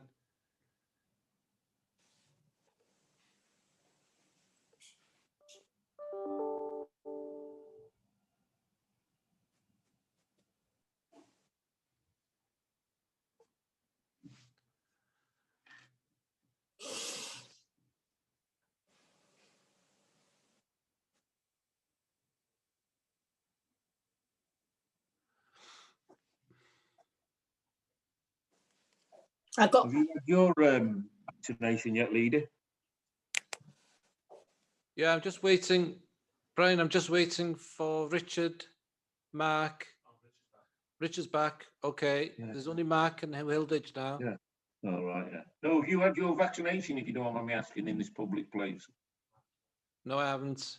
I'm not No. at the list. No, I'm not. I'm far from being ready for that, Brian, unless you know something I don't. No. He's too young. Crack a cheap gag, won't I? Yeah, go on. I would hope it would only be health and care workers and those over 80s by now, Brian. Sorry, I missed that. So it should only be health and care workers and the over 80s, neither of which fits the leader. Thank you, Judith. Thank you, Chief Exec. I think Brian was suggesting something there and I tried to ignore it. Right, there's only Hugh Hilditch who hasn't joined, is there? Okay, well, we'll have to start anyway now. No, he's here. Who's here with it? Okay, we're all back. Right, agenda item 8, budget 2021-22, final proposals. Julian, please. Thank you very much again, Leader. It doesn't need me to say that this has been an exceptionally difficult and broken up year. Not just because of COVID, but because of delays in being able to get advanced information on where we were likely to be placed and situated with regards to our settlement. The settlement was, draft settlement was announced on the 22nd of December, and we're anticipating that the final settlement will be provided to us at the beginning of March. We held a budget session for members on the 21st of December. And at that session, Steve and I went through a number of significant pressures that we would have little alternative other than to meet. And those came to some £8.25 million of pressures. And there was also a further suite of pressures that, given an ideal world, we would like to meet, and depending on what the settlement provided us with. And that came to around about another £3 million. I'm not going to go through all of them, but I would just direct you to section 4.3 in the report, starting on page 152, going over to 153, and just pick up just a few of them. I always say this at this time of year about the impact of the council tax reduction scheme. You will no doubt remember that when the old council tax benefit was changed into the council tax reduction scheme some years ago and transferred into the revenue support grant, it was transferred in at that level and has never actually been increased. So it was at that time, it was around about £9 million that we were using for that. And each year since then, that has increased, which we have to fund ourselves. So the proposed increase for that is £350,000 on top of what we've put in previous years. We're now well in excess of £1 million that we're having to put in ourselves to top that up. There were a number of schools items there: inflationary pressures, investment in ALN, demographics, changes to the school budget formula on small schools. Those equate to an additional just over £3.25 million that would be put into the school's delegated budget. We then, as we have for a significant number of years, face real demand pressures in the area of community support services, adult social care, and it's proposed that we put an additional £2.4 million into that area, and an additional £750,000 million into education and children's services for the children's social care for out-of-county placements and recoupment of costs for that. Number of other slightly smaller pressures there. The impact of previous decisions we've taken, we've agreed to fund flood works and the growth bid. So that's putting in funding to be able to do that. There's also just under £390,000 that we're putting in order to fund potential borrowing to enable us to invest to achieving the carbon zero target by 2030. I realise this is going through its own process, but we put the amount in the budget to accommodate that. And you'll remember last year we put in some cash to assess the impact of the ash dieback disease. And we're proposing to actually put £250,000 permanent base budget into the budget as well. So that all comes to total pressures that we're able to actually deal with of some £9.9 million. Now, as I say, at the budget workshop, we went through a number of scenarios with regards to the RSG and what it was likely to be. Our assumption going in, because we'd had no indications at all, was that we were working on a zero flat base increase. Although we didn't really think that was going to be the case. We thought that it would be a positive increase, but we weren't sure what it was actually going to be. So it was prudent at that stage still to go with the zero. To have met all of those round about £11 million worth of pressures that we highlighted, we'd have needed somewhere in the region of 4% increase to RSG. In the end, the Welsh average on the draft settlement was 3.8%, and our net amount after taking into account transfers in is 3.6% increase. So it was on the higher end of the range that we were hoping for, but not quite at the level where we were able to meet all of those previous pressures. Which is why those of you who are at the budget session will see that the balancing figures where that shortfall has come from is in relation to the last bullet point on 4.3 there, which is the contingencies that we were putting in place in relation to COVID, Brexit, and any other contingencies. We have a significant number of unknowns, so it's only prudent that we should have a contingency, but we've reduced that to 683,000 to take into account the fact that the difference between the 3.6 we received and the 4% that we would have required to have received to have met the full list of pressures. So how are we proposing to actually address that funding? That's made up of a number of areas, which you'll see in section 4.4. The 3.6 settlement gives us just under £5.5 million of additional revenue. Then we went during the course of the year to all services and asked them, as per usual, to come up with their proposals, which were assessed by the budget board. And a number of those fell into the realm of increases in fees and charges.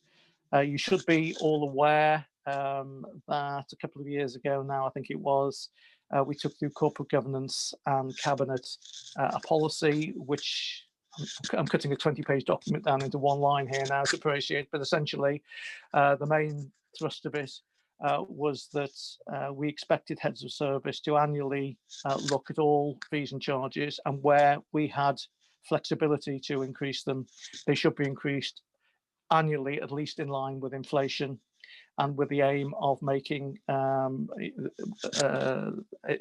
whatever was being charged for as near as possible, if not actually to cost neutral to the authority. So that raised, doing that and correlating a number of those together came to £462,000. There was then another £690,000 which came from operational efficiencies identified throughout the year and within heads of service delegated authority. There was then 780,000 of proposals where there would be some change to service delivery. They're not necessarily cuts, but they may well be something that's actually being done in a different manner. You'll remember that 2 years ago, we put a 2% efficiency target for schools. Last year, we reduced that because we had a slightly better than anticipated settlement to 1%, and we're putting forward another 1% target to schools on that, which equates to some £733,000. But I'd just like to take you back to what I said a few moments ago. We are actually putting in an additional £3.27 million into the school's delegated budget. So net, if you net that down, that's an increase of £2.5 million actually going into school budgets. And then there was a slightly better position as well with regards to the council tax base. So essentially, more people have been paying council tax because there are more properties than we'd put in our projections, which has garnered an extra £369,000. And so essentially, the balancing figure on that then becomes the usual knotty, thorny problem of council tax, which we obviously want to keep as low an increase as possible, particularly given the circumstances that people find themselves in this year more than any other with COVID. And the proposal that I'm putting forward today, and hopefully we'll go on to if colleagues agree, that we'll go on to council next week, is an increase of 3.8%. That compares with the 4.3% that we increased last year and the 6.35% the year before that. So at least the direction of travel is in the right direction, you could say, and that would generate the balancing figure of £2.1 million. So that's a very quick canter through. One of the other recommendations you will actually see in the report, just the other thing I wanted to pick up on, because of the late announcement of the final settlement, which will be after all local authorities will have set their council tax, and indeed the bills will be in the process of being printed. We're actually just putting in a caveat that should there be any changes between the draft and the final settlement, we're not anticipating there will be anything significant on that. Welsh Government have advised that that would be unlikely to be the case. But should there be any minor adjustments that we need to take into account, that Steve, in consultation with myself, would have the authority to utilise cash to mitigate whatever variance there was, up to a £500,000 limit. The one area where it potentially there could be a call upon that, and we don't know whether there will or there won't be, discussions are ongoing at the moment, I understand. There was quite probably the largest range of increases across Wales in terms of the RSG increase from around about 2% up to just shy of 6%. And some of those right at the bottom of the scale are lobbying heavily that a floor should be put in place, below which no authority will receive that increase. Whether that will be looked on favourably by Welsh Government, we don't know. But that potentially could have a small impact on us, because obviously the quantum will not change. So if it's divvied up slightly differently, then that would mean that the other authorities which weren't the recipient of a floor would actually have to reduce slightly to take that into account. But it wouldn't be a significant amount, but that's one area potentially, if that were brought in between now and the announcement of the final settlement, where we would have to utilise some cash just to balance that off. I think that's probably too much as far as most of you are concerned, but I think that's probably a very quick canter through where we are. Steve, did you want to pick up on anything that I either got wrong or that I've missed out? It's critical before we go to questions. I don't think you've missed anything out or got anything wrong, Julian, as usual. The only thing I would just mention is obviously in the December presentation we went through we went through the. Sorry, can you hear me? You were starting to cut off, Steve. Yeah, You were getting the end. I'll get rid of my video. There you go. Yeah, so we went through the process, and it's just a sort of a promise from me, really, that we'll have early engagement with Cabinet and Council on the process going forward for next year. Obviously, we're hoping it will be less COVID impacted next year, so we'll be able to start earlier. And just another thing to point out in the report, we are, and every council has done this in Wales, we have regular weekly meetings as Section 151 officers. We are assuming that a level of Welsh Government support will continue next year, even though they haven't made concrete announcements for COVID pressures. So that's, we're again, like we were in May, we're working in partnership with Welsh Government. This is very much a business as usual budget, and we're assuming that if the impact, as it seems likely, that if that impact continues, that we will continue to get financial aid from Welsh Government. So just two extra points there.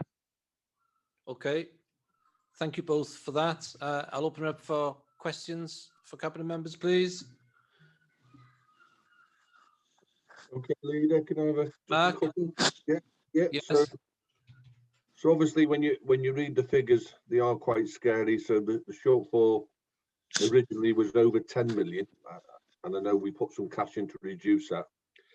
You mentioned partnership working with Welsh Government, but even in partnership, and this isn't to have a mould, but the reality is, after years of cuts, we've had to fund a funding gap of 5 million. Now, surely, and a question for you, Leader, and Steve Gadd and the Chief Exec, there is a point when this becomes untenable. So I know we're dealing with this year's, but it can't sit comfortable how we have to deal with this year on year. So although we are working in partnership, how do we manage this moving forward? Because there must become a point where you can't deliver services. Thank you. Thank you, Mark. Yeah, I'll just respond to that. This positive settlement, second year on the row, is really needs to be appreciated in terms of the situation that Welsh Government find themselves in, as do Westminster. But what's changed this year, probably one of the benefits of COVID has been the interaction that we have had with ministers. I've been in meetings in LLJ where about 5 ministers have turned up to listen to our concerns or to share their plans, and they are better briefed about local government pressures than they have ever been. Where before we've relied on individuals from the LLJ possibly to refer our concerns, and then a conversation took place where we were not party to.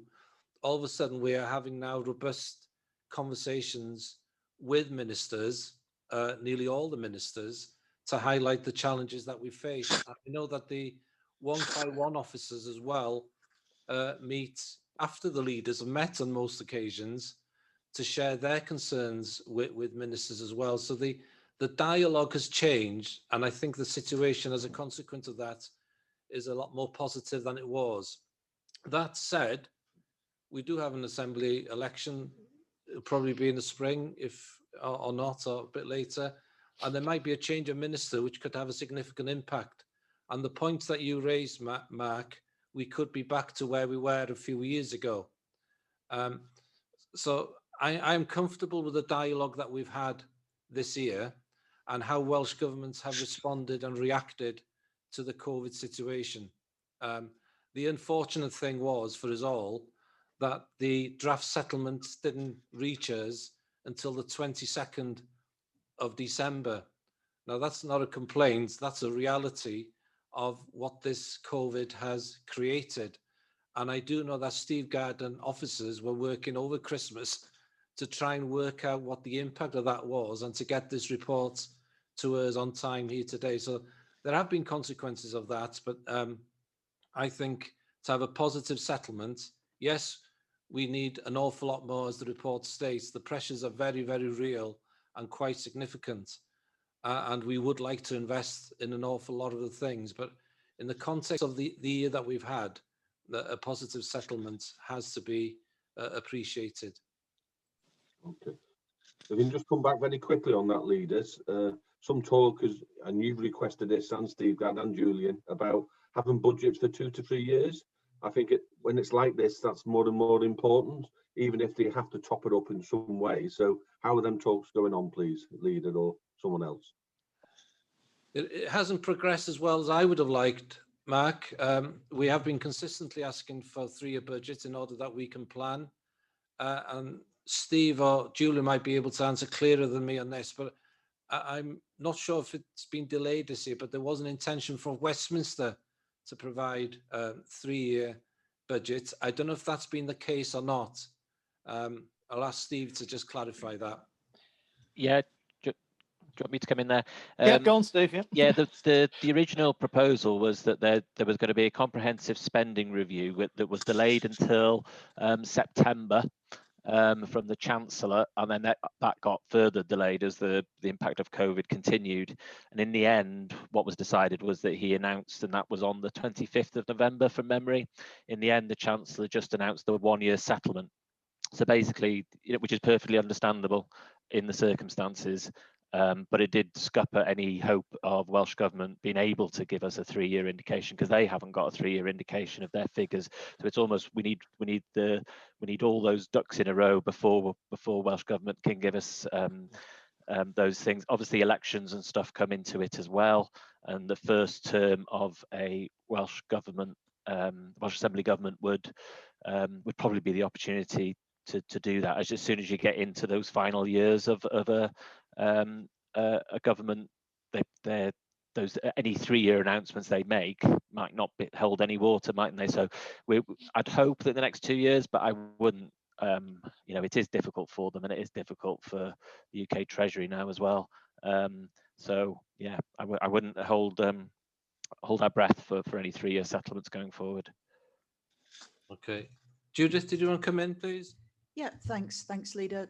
Mark, just to return to your original point, you were talking about pressures on services and funding, and yes, as the leader said, we did get a settlement from Welsh Government this year that was most welcome, and I think that's enabled us to fund most of our service pressures looking forward into 21-22.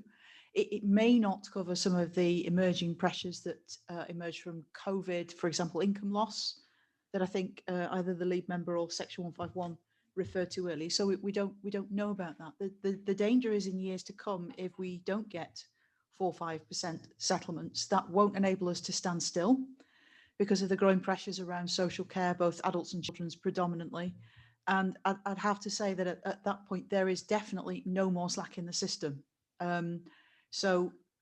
We would have to be looking at working with members to make some very difficult decisions were this level of increase not to be sustained. So that's my assessment of the situation. Yeah. Thanks for that. Okay. Any other comments from Cabinet members? Questions, please? No? Okay, I'll open it up. Mary, please. Diolch yn fawr unwaith eto, arweinydd. Ga i ddiolch i Julian am dderbyn y cywiriad nes i roi o blaen, yn arbennig ynglyn â'r awdurdod tân, fel da chi'n gwybod, dwi'n aelod ar ran y sir, y gair charge sydd yna rwan, ac nid levy. Ond, yn y cyfieithiad Cymraeg, tydi'r cyfieithu ddim wedi gyfieithio'n gywir. Mae o dal i lawr fel ardoll, sef levy. Felly, gobeithio, cyn i hwn fynd allan yn swyddogol, fyddwch chi wedi cywiro y Gymraeg os gwelwch o dda. Ond diolch i Julian am ei waith o, ac i'r trysorydd hefyd. Diolch, Meirig. Glenn, please. Yeah, thank you. Once again, I see that we're asking our schools to save 1%. The year on year, we keep asking our schools to save money. They're going through an awful lot at the moment. They've been through an awful lot, throughout the whole of 2020. I don't think now is the right time to be asking them to sit down and find another 1% saving. There's enough on as it is. We should be increasing their budgets, not taking them away at this point. So on the one hand, we're investing in schools, and in the other hand, we're asking schools to save money. So can I just ask, is the money that we're investing in over new builds and refurbishing and things like that? Because it's clearly nothing to do with budgets. Again, it's one of those that, you know, we're increasing council tax. We've just been speaking about rents and all the other things that people are going to be paying just as people are getting poorer and poorer. Is this something that we can look at again and come up with something that's a bit more affordable to large parts of the community? Thank you. Thanks, Glenn. Julian, do you want to respond to that? So I'll ask Hugh. Julian first, please. Yeah, I mean, Hugh might want to come in specifically about the education issues in terms of schools. I think I just need to reaffirm that we're not suddenly. I just want to clarify that we're not suddenly asking schools to find this. The schools budget forum, which we've been working through, have been aware that this was going forward for some considerable time, that this would be part of the budget proposal as it was last year, and they've obviously been working with individual schools to in order to be able to deliver that.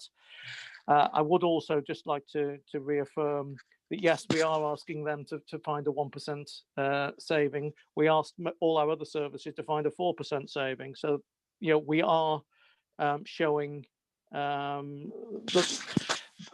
schools a better position than we expect from other service areas within the council. And also, again, just to highlight, yes, we are asking them to save £730,000, but we're giving them an additional £3.27 million in this budget as well. So that the overall schools delegated budget will increase by around about £2.5 million as an overall net figure. But I don't know whether Hugh wants to go into a bit more detail on that one.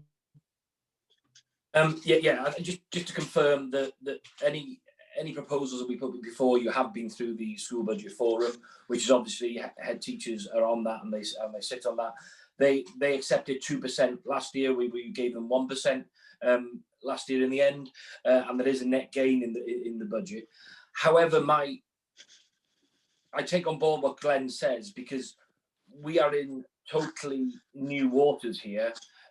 We are now having to finance a blended learning offer for children, which is totally new to many of our workforce.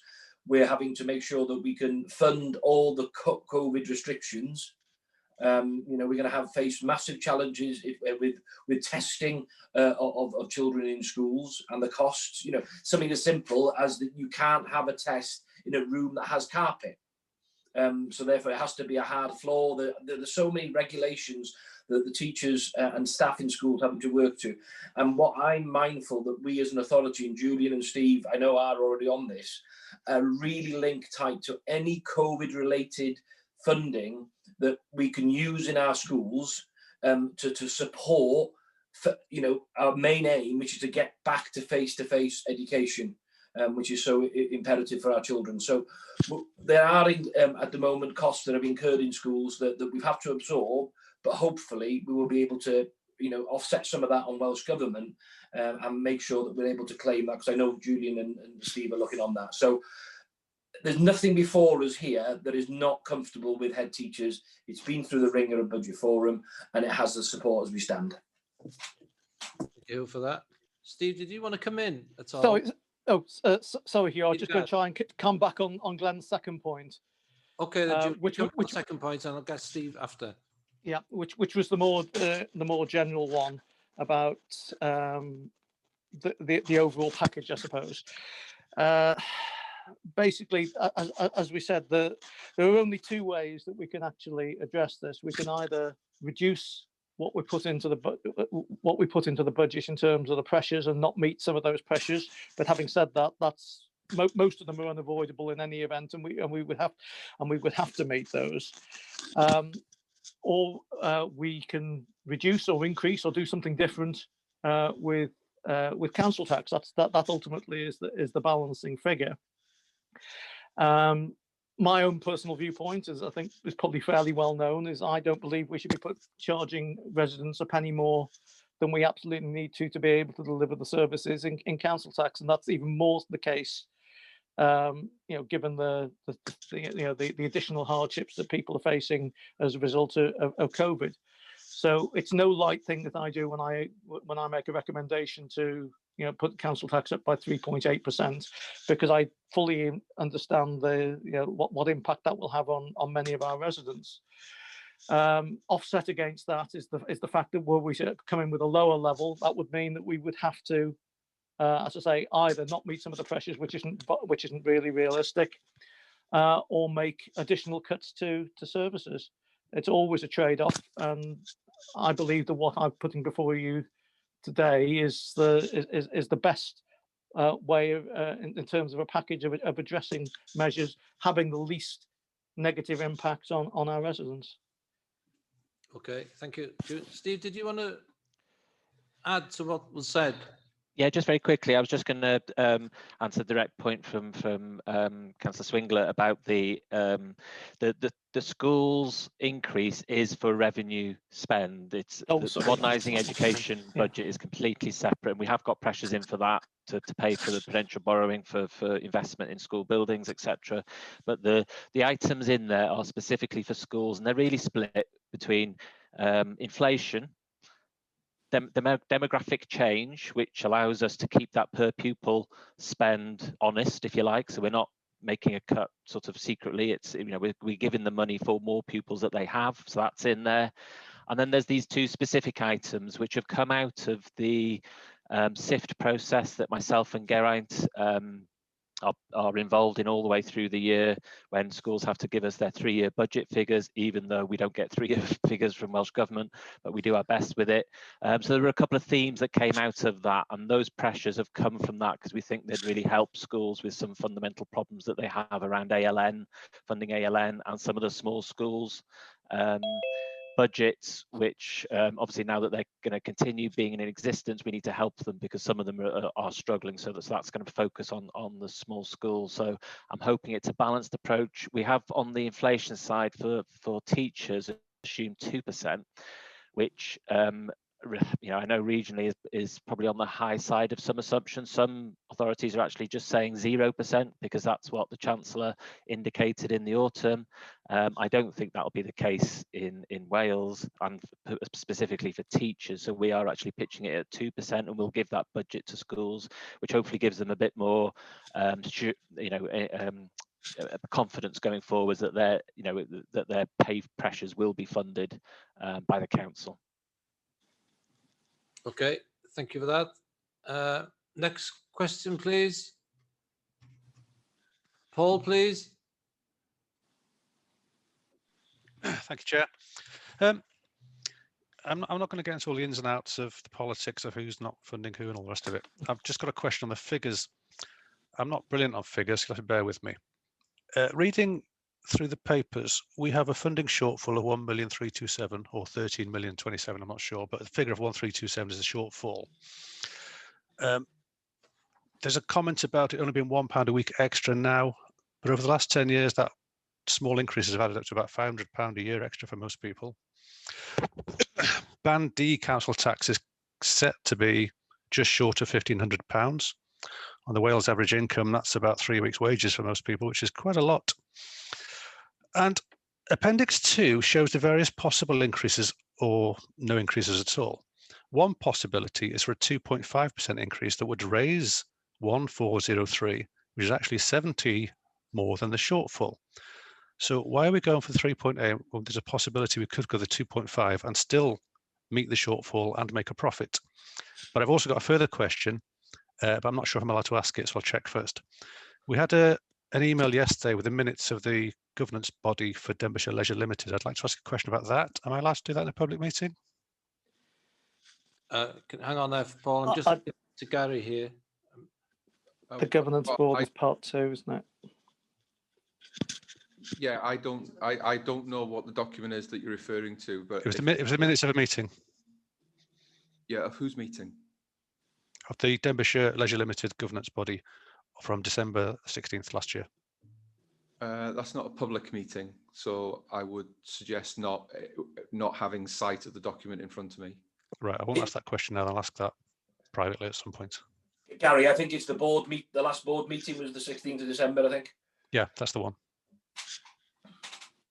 Well, they're not published. So again, without knowing what the question, I It's can't about really give finances, advice on basically. I can't really give advice on whether you can ask a question when I don't know what the question is and I don't know what the information is that the question's based on. But that information may not be in the public domain, so it's probably best to ask it privately. Okay, I'll ask that privately. So I'll remain with why can we not go to 2.5%, which would still meet the shortfall and provide a bit of extra money on top? Sorry, Paul, can you just clarify where you're getting that shortfall figure from? Because it's not the shortfall figure that's in the report. Oh, I've got no idea now. I've got so many bloody documents open. Because the shortfall figure in the report before we start addressing council tax is a funding gap of 5.167 million, and then we take off the various categories as in 4.4, and the balancing figure is the requirement is the 2.132 million, which equates to 3.8%. So if we had council tax at a lower rate than 3.8%, that would mean that we would have to make either additional cuts or not meet all of those pressures, as I indicated earlier. Well, the 1.32 is the figure you've just said that I'm talking about. Julian, 2.132 million. Is there a confusion about which year? Because in Appendix 1, are you talking about the 1.327 million figure in Appendix 1? It's in Appendix 2, I'm sure it is. No, the shortfall. Appendix 2 is the council tax. Appendix 2 is the council sensitivity. tax. There is Well, a in that figure. case, like I said to begin with, my grasp of figures is not brilliant, so I've obviously got the wrong end of the stick there somewhere. I can't see the figure you're quoting, but I mean, if you want to come back to me, I'll come back. I'll check my figure. I'll come back in a minute, or I'll come back outside. But the actual fact of the matter is that, as I say, the council tax essentially is that balancing figure, and the shortfall that requires to meet is to balance all of what's in the proposals is 2.132 million, which equates to 3.8%. Well, it looks as if there's a figure missing off my columns. I've got 1.32. I haven't got 1.3. I'll check the tables I've got here. Okay. Yeah. Well, just check your figures on that one, Yep. Paul. Okay. Thanks, Paul. Yeah. Meirig, wyt ti 'di bod unwaith neu fynd round dros Wel, ia, ond pen da chi'n ymateb, oes posib deud o le da chi'n siarad, achos mae ffigurau'n cael eu tywlu o'n blaenau ni, ond da chi'n deud pa dudalen a pa ran o'r adroddiad sydd i mi yn goll. Dwi'n gwybod lle da chi'n yn yr adroddiad ynde. Ie. Mae hwnna, i fod y deg, Meirig, mae hwnna'n yn deg i pawb yn dydi, bobl sy'n gofyn y cwestiwn hefyd, a'r bobl sy'n ymateb i'r cwestiwn, sy'n ni'n dweud ar hynny. Oce, sy'n rhywun arall? Neb arall? Okay, I don't usually do this, but Paul, have you got any clarity on where you're at with the figures? Last chance. I'm just going through all the documents I've got open at the moment, so no, it'll take me a while. I'll email Julian privately when I found it. Yeah. Okay. Yes, if you wouldn't mind doing that, Paul. Okay, we're not going to get any further than that one. Okay, No. There are no more questions on this? Right, okay. Julian, can you come to the recommendations, please? I can indeed, Leader. So 3.1 is to note the impact of the draft local government settlement for 2021-2022. 3.2 is the Cabinet supports the proposals outlined in Appendix 1 and detailed in Section 4 and recommends them to the full Council in order to finalise the budget for 2021-2022. 3.3 is to recommend to Council the average council tax rise of 3.8% proposed. 3.4 is to recommend to Council if authority is delegated to the Head of Finance and Property in consultation with the lead member for Finance to adjust the use of cash included in the budget proposals by up to 500,000 if there is movement between the draft and final settlement figures in order to allow the setting of council tax in a timely manner. And 3.5 is the Cabinet confirms it's read, understood and taken account of the wellbeing impact assessment. So I'd move those. That's been moved. Will someone second those, please? I'll second them, Leader. Happy to. Thank you, Richard. Are there any Cabinet members who cannot support those proposals? No? No abstentions? Okay, they've been moved by all cabinets. Thank you all for that. Agenda item 9, finance reports, Julian. If you've not already been financed out with the last item, this of course refers to my normal monthly reporting in terms of the current year's finances.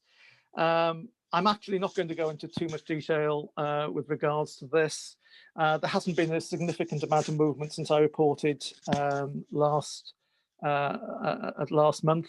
The forecast overspend is now at 2.242 million. Again, the usual caveat, that works on the assumption that no additional funding will be coming in from Welsh Government, and we know that's not going to be the case, but obviously until we receive it, we can't count that. Just a couple of points I'd like to pick up. In terms of the the capital projects, I haven't referred to them for some months. The one I particularly want to pick up on is in relation to the Queen's Market project.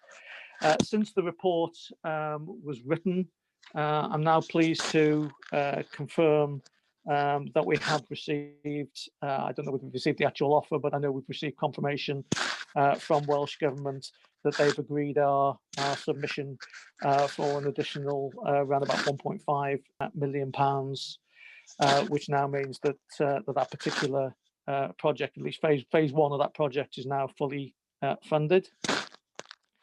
The demolition will be starting in the next few weeks, and the planning applications will be submitted. And I'll just add that the planning application, I think I'm right, Graham, in saying this, is being submitted for all phases of the project, not just for phase one.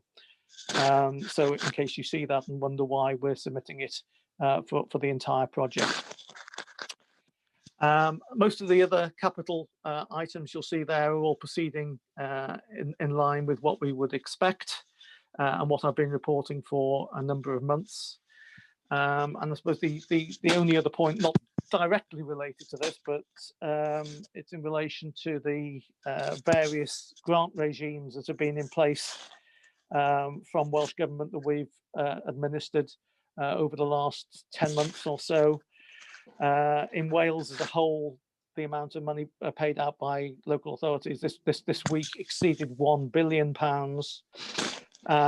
and we've actually paid out the best part of £52 million in those grants to our businesses. So I think that is testament to the work of our Revs and Bens team, and I'd just like to formally thank them in this setting for all the work that they've been putting in above and beyond the call of duty. All our staff have been doing that, but I think I'd be remiss if I didn't actually thank them for what they've done with regards to that.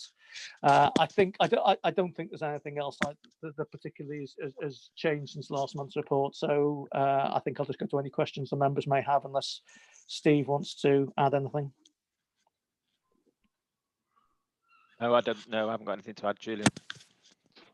Okay, thank you both. Any questions or comments from Cabinet members on this?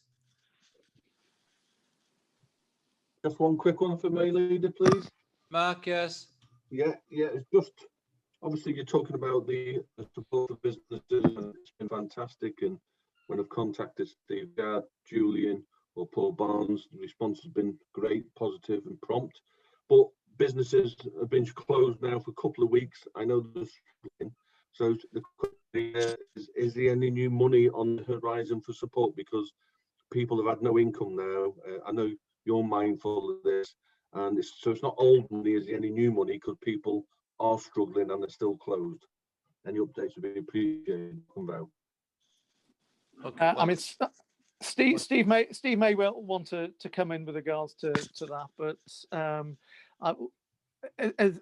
Welsh Government hadn't actually given, for the last set of rounds, because I have been asked this myself, and I've asked the team about what period the grants that have been paid to date actually covers for, and there hasn't actually been a cut-off date.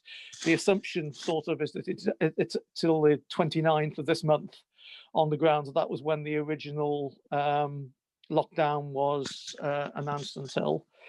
Obviously that will be reviewed, although I wouldn't anticipate that things would be likely to change. So I'm assuming, and it is an assumption because nothing has been announced to the best of my knowledge yet, that another round of funding would be made available after that date.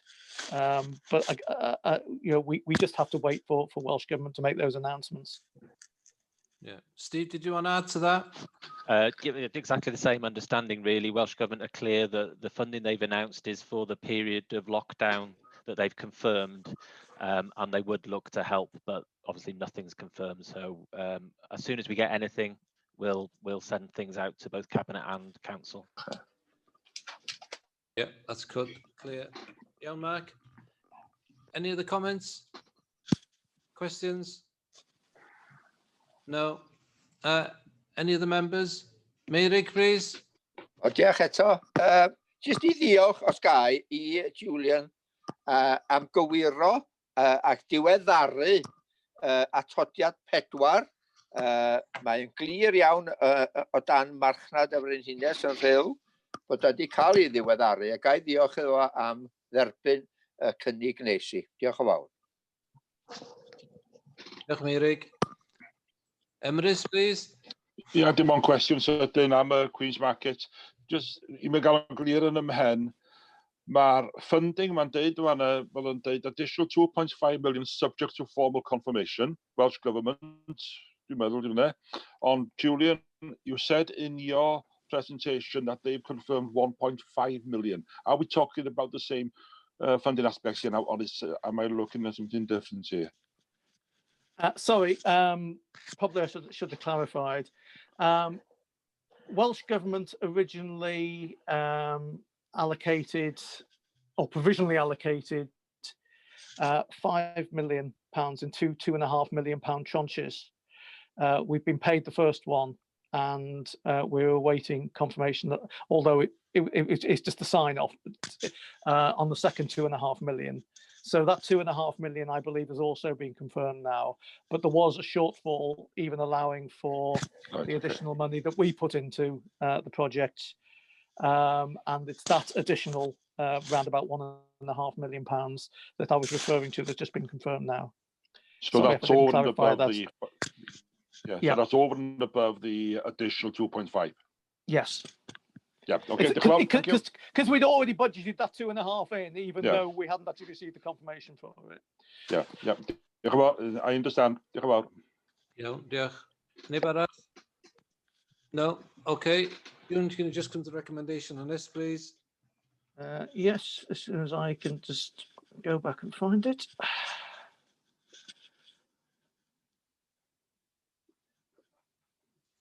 Yep, okay. 3.1, the members note the budget set for 2020-21 and progress against the agreed strategy. Okay, seconder for that. Again, Leader, I'm happy to second.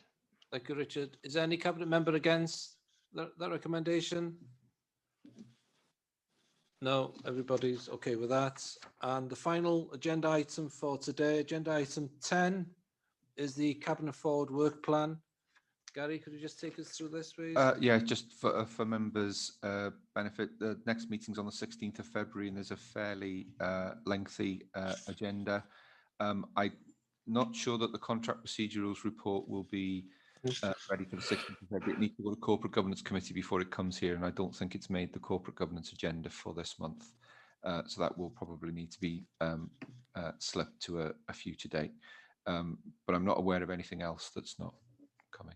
Okay, is there anything lead members want to add to that?